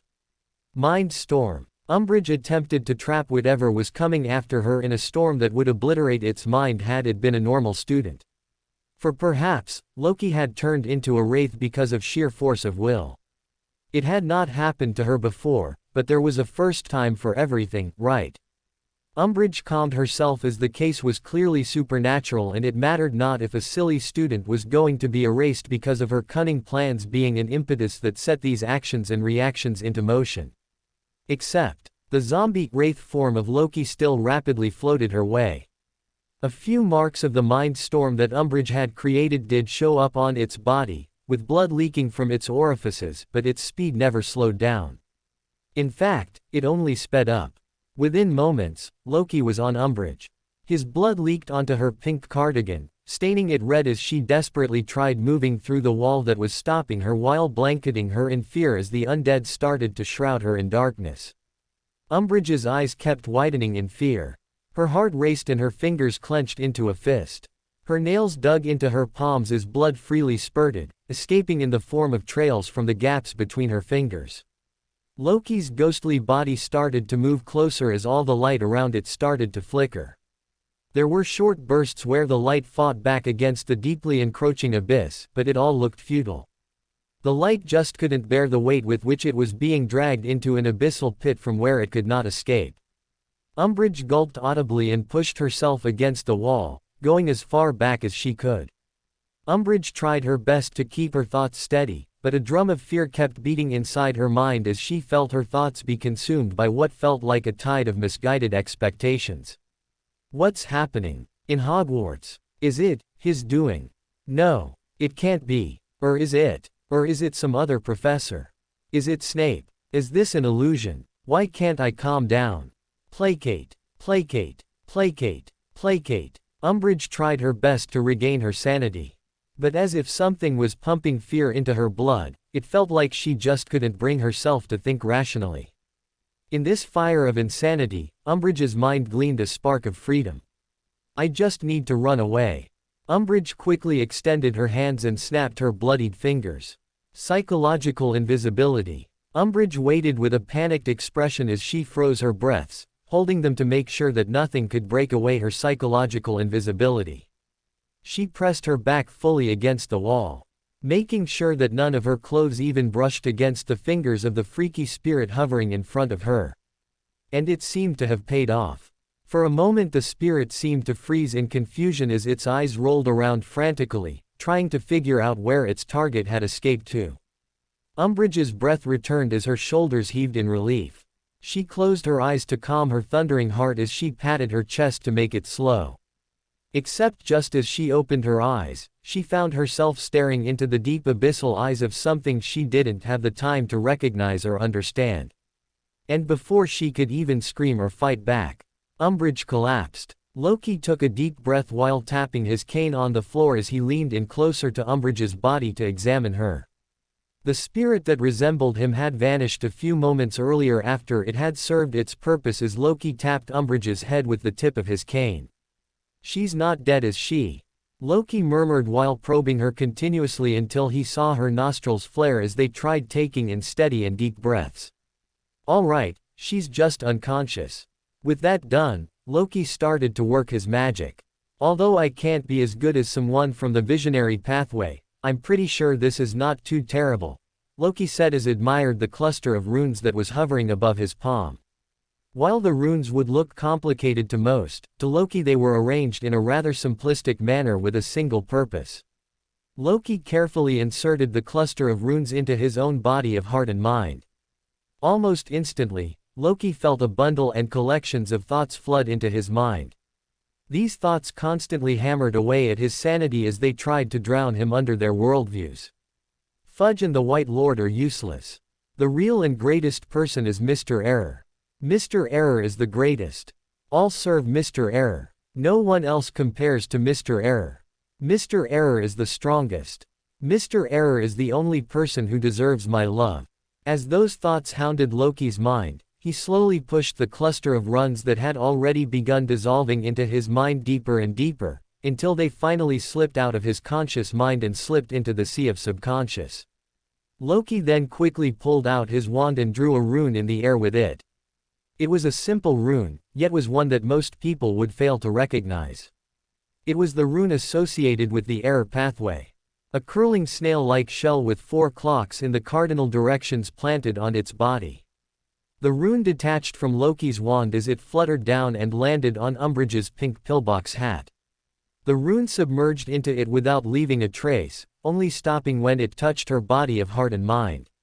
With the rune as an anchor, Loki peeked into the sea of subconscious closer to Umbridge's mind as he directed the rapidly deteriorating bundle of thoughts that he had created towards Umbridge's mind.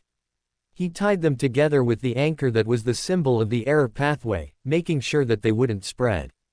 Umbridge remained unconscious throughout it all as Loki looked at the room around him. The room was in its pristine condition since much of what had happened was just an illusion, since Loki wanted to test if Umbridge was of the sort to willingly turn to him, or if force was necessary. As such, when he realized that Umbridge had already firmly chosen sides, he knew that keeping her conscious would only serve as a liability because he couldn't trust her with what he was about to do. Perhaps showing her his strength might have swayed him towards supporting Mr. Error. But that would also risk her informing other people about it. And what was to say that someone else couldn't just similarly sway her once again? As such, Loki aimed to develop a servant rather than a follower relationship with Umbridge. So he planted compulsions deep into her mind so that she could no longer betray him of her own accord, and if anyone else tried to clear her of the corruption, Loki would instantly know of it since he used the error pathways symbol. It would be harder to even spot the symbol in the first place since Salazar was still confining any information about the error pathway. To top it all, he could even access Umbridge's mind if he wished by going into the Saphira castle since he had planted the rune associated with the error pathway into her mind. The symbol, however, wasn't a brainwashing item. It was more like the flick of a switch, which would allow him to make Umbridge think that he was also Mr. Error's follower until he wished so that he could get information out of her, before flicking it back to make her forget if any of it ever happened. With everything finalized, Loki floated Umbridge to her chair and quickly cleared up everything around the room as he sat opposite her and flicked his wand before calmly inserting it into his wand holster. Umbridge's slump head turned pivoted on her neck, as her eyes flickered around for a few seconds in which Loki closely examined her for any signs of rebellion or calling out for help. But not finding any, Loki cleared his throat. Ahem. Umbridge's eyes locked onto Loki's position instantly and her lips morphed into a frown. What did you do, Mr. Lowe? Loki noticed that everything was fine and flicked his hand under the table, releasing the hold on the compulsions he had imposed onto her in her sea of subconscious. I'm a supporter of Mr. Error, Professor. Are you not one too? Mr. Umbridge was about to speak with a frown, but all of a sudden as if something within her had unraveled, Umbridge spoke with vigor. How can you take his name so casually? The Lord must be respected. She sure has good boot-licking skills. Loki rolled his eyes but the meaning was lost on Umbridge. You must pay for this sin deeply. Umbridge was about to continue speaking like a paladin of Mr. Error, but she was stopped when Loki interrupted her again. Do tell me what has been going on with Minister Fudge.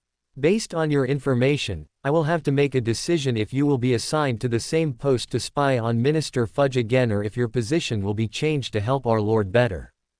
Oh, and make sure you don't ever directly take the name of the person who is the headmaster of this school when you're talking to me in the context of our Lord. Replace it with something like the White Lord or something similar.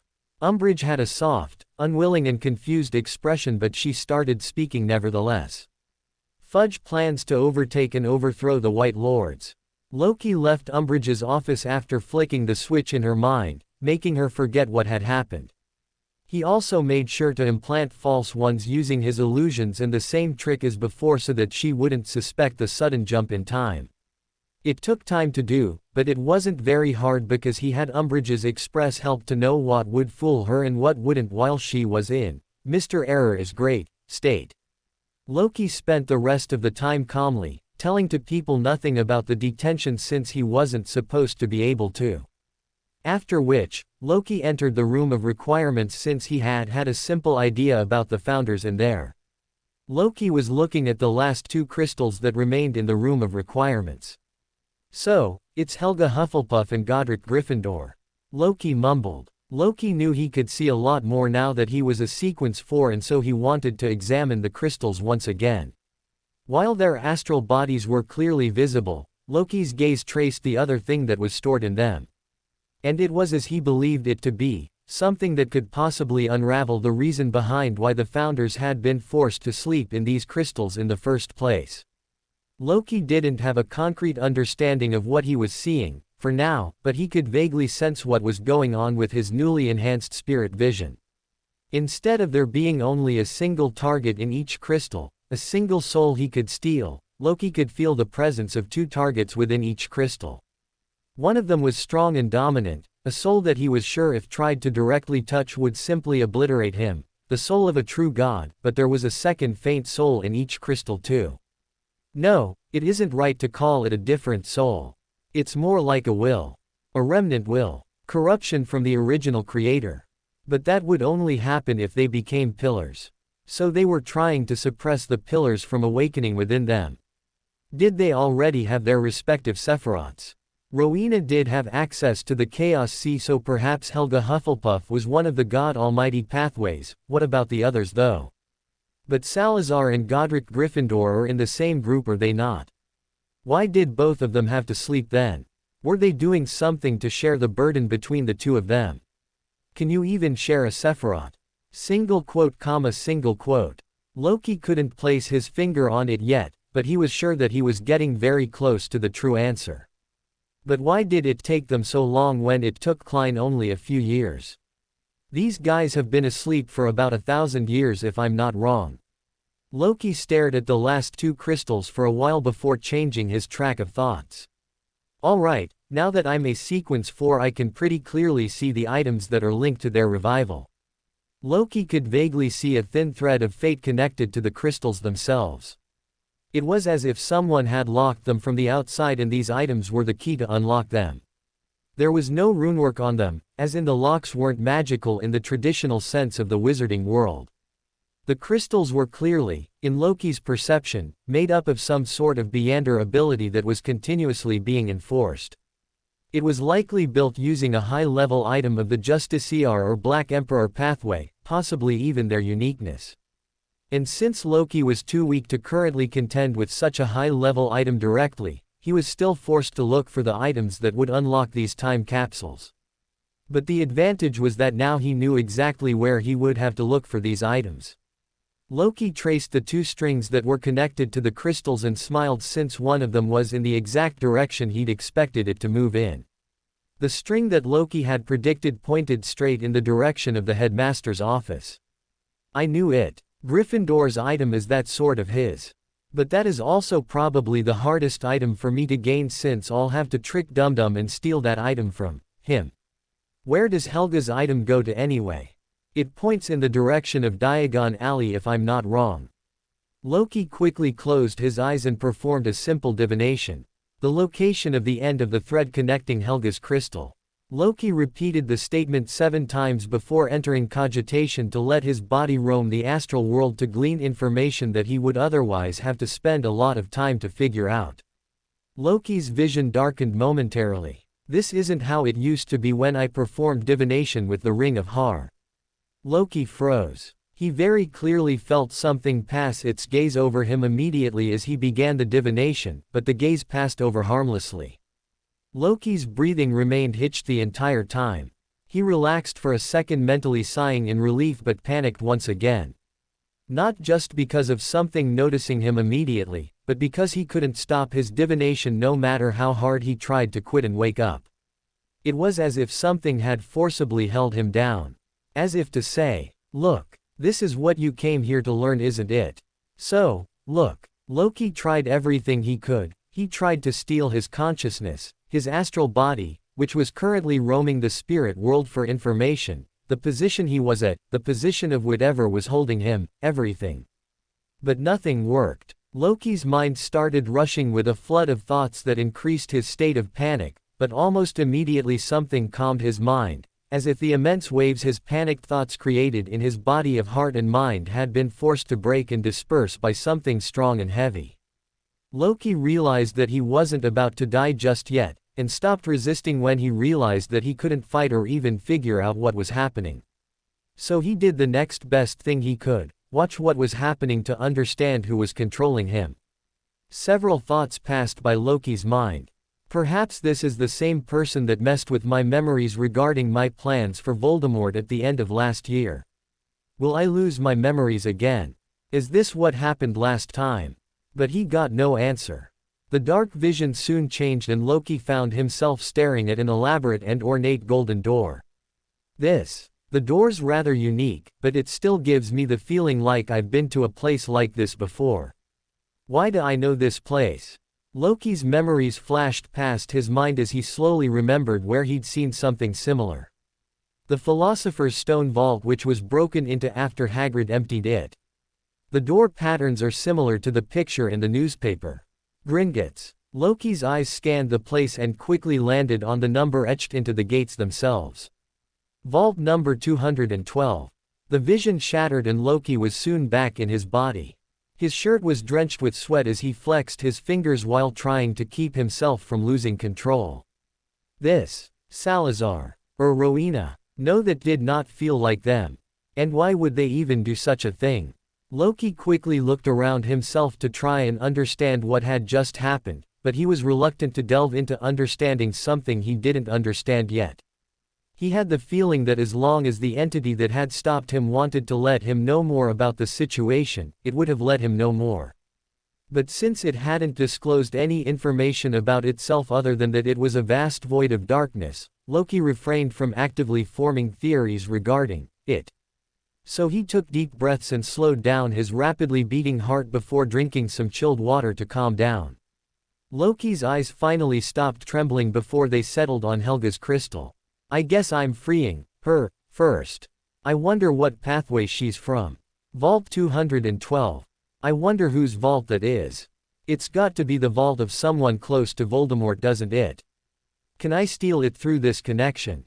Loki wondered as he extended his hand in an attempt to trace the end of the thread connected to the crystals as he twisted his wrist.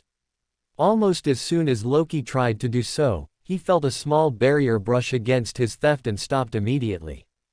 Loki frowned as he opened his eyes and thought for a few seconds. A barrier. Single quote.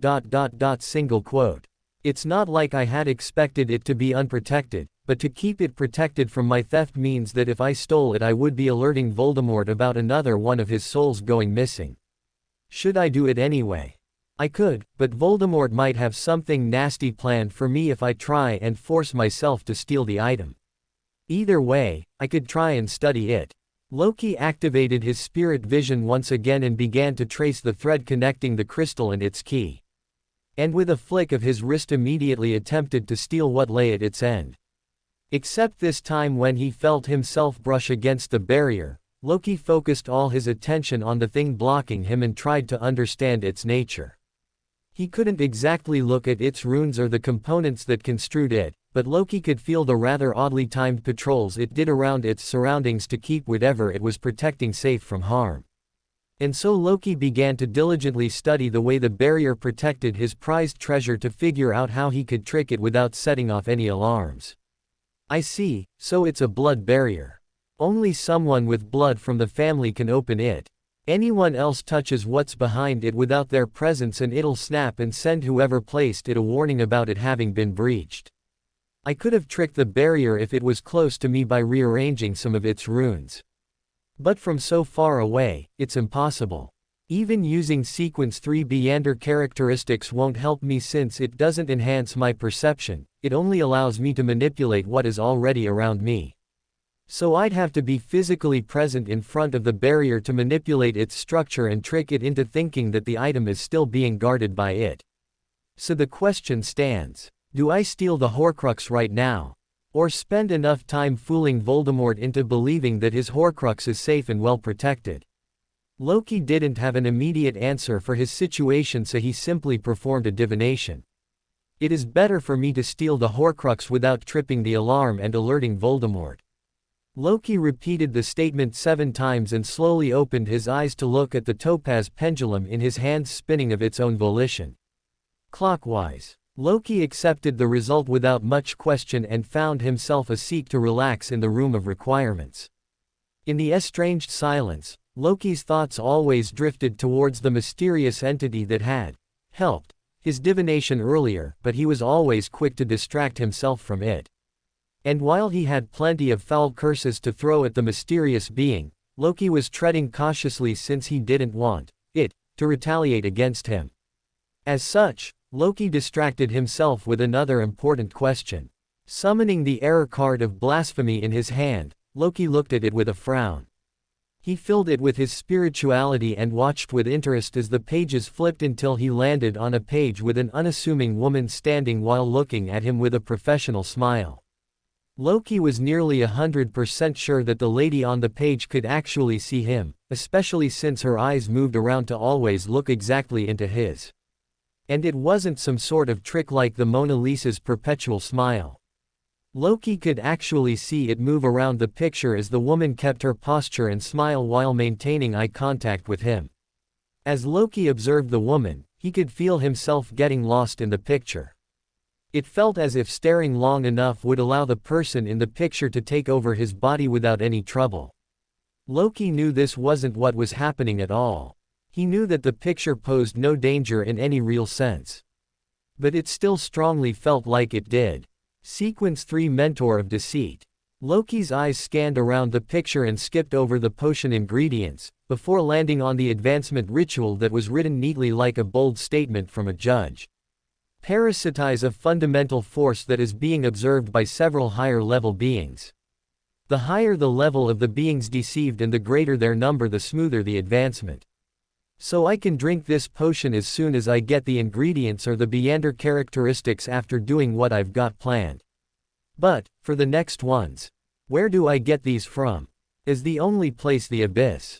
Loki felt a little nervous since the closer he got to going to the abyss, the more real the situation seemed. If Laura's husband has only been able to survive in that place because of the Turncest brass book, will I be able to survive without it? Especially if I have to fight demons while keeping myself away from her terrible gaze. Will illusory invisibility work, while I'm only going there with the help of an alchemical puppet? What if she has a way to harm me even then? Even though Loki had the protection and guarantee of the Flamels, things started to get more and more tense in his mind. Especially with the appearance of the sudden mystery being that was messing with him. Loki took a few deep breaths and calmed himself before summoning the key to the start of whatever was going to happen next. Tom's body appeared in front of Loki after he summoned it from the Saphira castle. Tom's body was still in a deep coma since Loki had practically fractured the boy's mind, forcing his brain to shut itself out to avoid the terrible pain it would feel if he were alive and awake. With the body in front of him, Loki quickly pulled out various ritualistic items to start the ritual he needed to conduct. Giving everything one last look, Loki nodded. "All right, let's begin." Loki summoned all the things he needed for the ritual. The Sequence 3 Blather or Beander characteristic he grabbed when he defeated Voldemort's Slytherin locket Horcrux, Tom's soul, which had been perfectly bound to his old body, but then he frowned. "I don't have all the herbs needed to perform the ritual. I could get it from various places, but I can find the closest one." Loki pulled out his wand and used a modified version of the Point Me spell after appending the Hermit Pathway symbol to the end and clearly transferring his intent of the list of the herbs and potions he needed. Loki cast the short ritual. It was a ritual reminiscent of the ritual old Neil did to ask for money from the goddess to repay his debt. Even after becoming a demigod, Loki couldn't really see what his spells did and how they were connected to the Chaos Sea. But he didn't mind that much since he knew that if it were so easy, everyone in the wizarding world would have learned how it worked by now. However, since this promised there was another secret about how the entire system worked, it left Loki a little intrigued and curious. Perhaps Salazar had used his concealment abilities to mask the connection. Or they were using some other ability like the concealment of the Fool Pathway using its uniqueness or Sequence 1 Beander characteristic. As such, Loki observed the spell until it was responded to and his wand tilted to point in a direction he was already expecting it to go to. Loki had directly asked Rowena Ravenclaw where he could find the list of ingredients he wanted. Professor Snape's private stash. Well, not like I didn't expect this, but I guess I'm going to owe Professor Snape a little for this, and isn't all this for the great cause of helping me? Helping me fight off the looming threat of the outer gods. So it's a good thing for him to do so. Maybe the wizarding world too has tax write-offs for business expenses. Loki quickly closed his eyes and sensed the exact location of the dungeons before locating the potions classroom and by extension Snape's private stash of ingredients. Loki was about to twist space and teleport the ingredients in the cupboard that he needed, but he paused at the very last second as he noticed a little demonic dog hiding in the shadows of the classroom. How come I never noticed this guy here before? Does Professor Snape hide him to keep track of anyone stealing from him? Oh, was it this guy that flared my instincts when I and Sunny stole from his stash for Sunny's potion ingredients? As such, Loki quickly turned invisible using illusions before reappearing in Snape's office, and instead of moving to the cupboard and stealing the items he required from there, Loki walked over to a particular corner of the room where the shadows were the darkest. Loki's hand slowly reached out as he touched the shadow before his hand started to sink into the wall as if he were touching a deep puddle. Yet, the demonic dog inside the shadow didn't realize that Loki was present anywhere near itself. How curious, Loki thought as he touched the demonic dog in various places, examining everything about it with precision like a surgeon. This isn't a devil, it's the spirit of one. But, I didn't know that devils could become spirits. Are there more of this sort in the spirit world? How did this guy even become a spirit in the first place? Humans can become spirits either by drinking the chained pathway Beander potion or by dying while having extreme emotions of regret and sadness. But devils becoming spirits, that ought to be rarer than a talking niffler, right? Loki then stroked the fur of the demonic dog while it looked around in confusion, trying to figure out what was going on with its tens of eyes each searching frantically in every direction as it tried to sniff and catch the scent of any intruder. But Loki was completely invisible to it. I didn't know Professor Snape was into cute dogs, is that why we have such a good rapport? Because we love animals. I should gift Professor Snape some dog food this Christmas. After spending a little more time with the dog while making sure to keep stealing its thoughts of contacting Professor Snape regarding the matter, Loki quickly stole the necessary ingredients required for his ritual and returned to the room of requirements. With the ingredients arranged out nicely before him, Loki cast a glance at the two empty crystals that held the spirit bodies of Helga Hufflepuff and Godric Gryffindor before flicking his spirituality over a candle wick and kicking off the ritual. Loki said, lighting up the leftmost candle on the altar. I pray for the power of desire. Loki said, lighting up the centralmost candle on the altar. I pray for the power of the abyss. Loki said, lighting up the rightmost candle on the altar.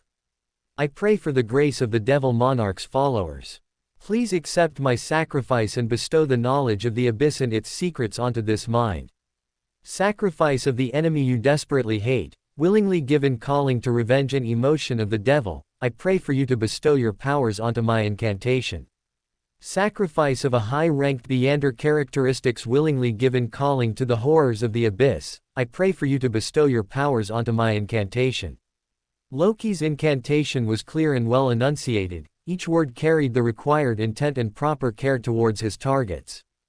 Except, to increase his chances of success, Loki was cleverly following the ripples of his prayer's call through the astral world, tracing and waiting patiently for the person who would come in contact with it to be manipulated into having a favorable impression of him.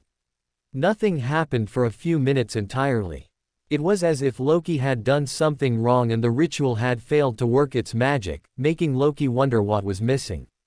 Did the demons who were hiding die out?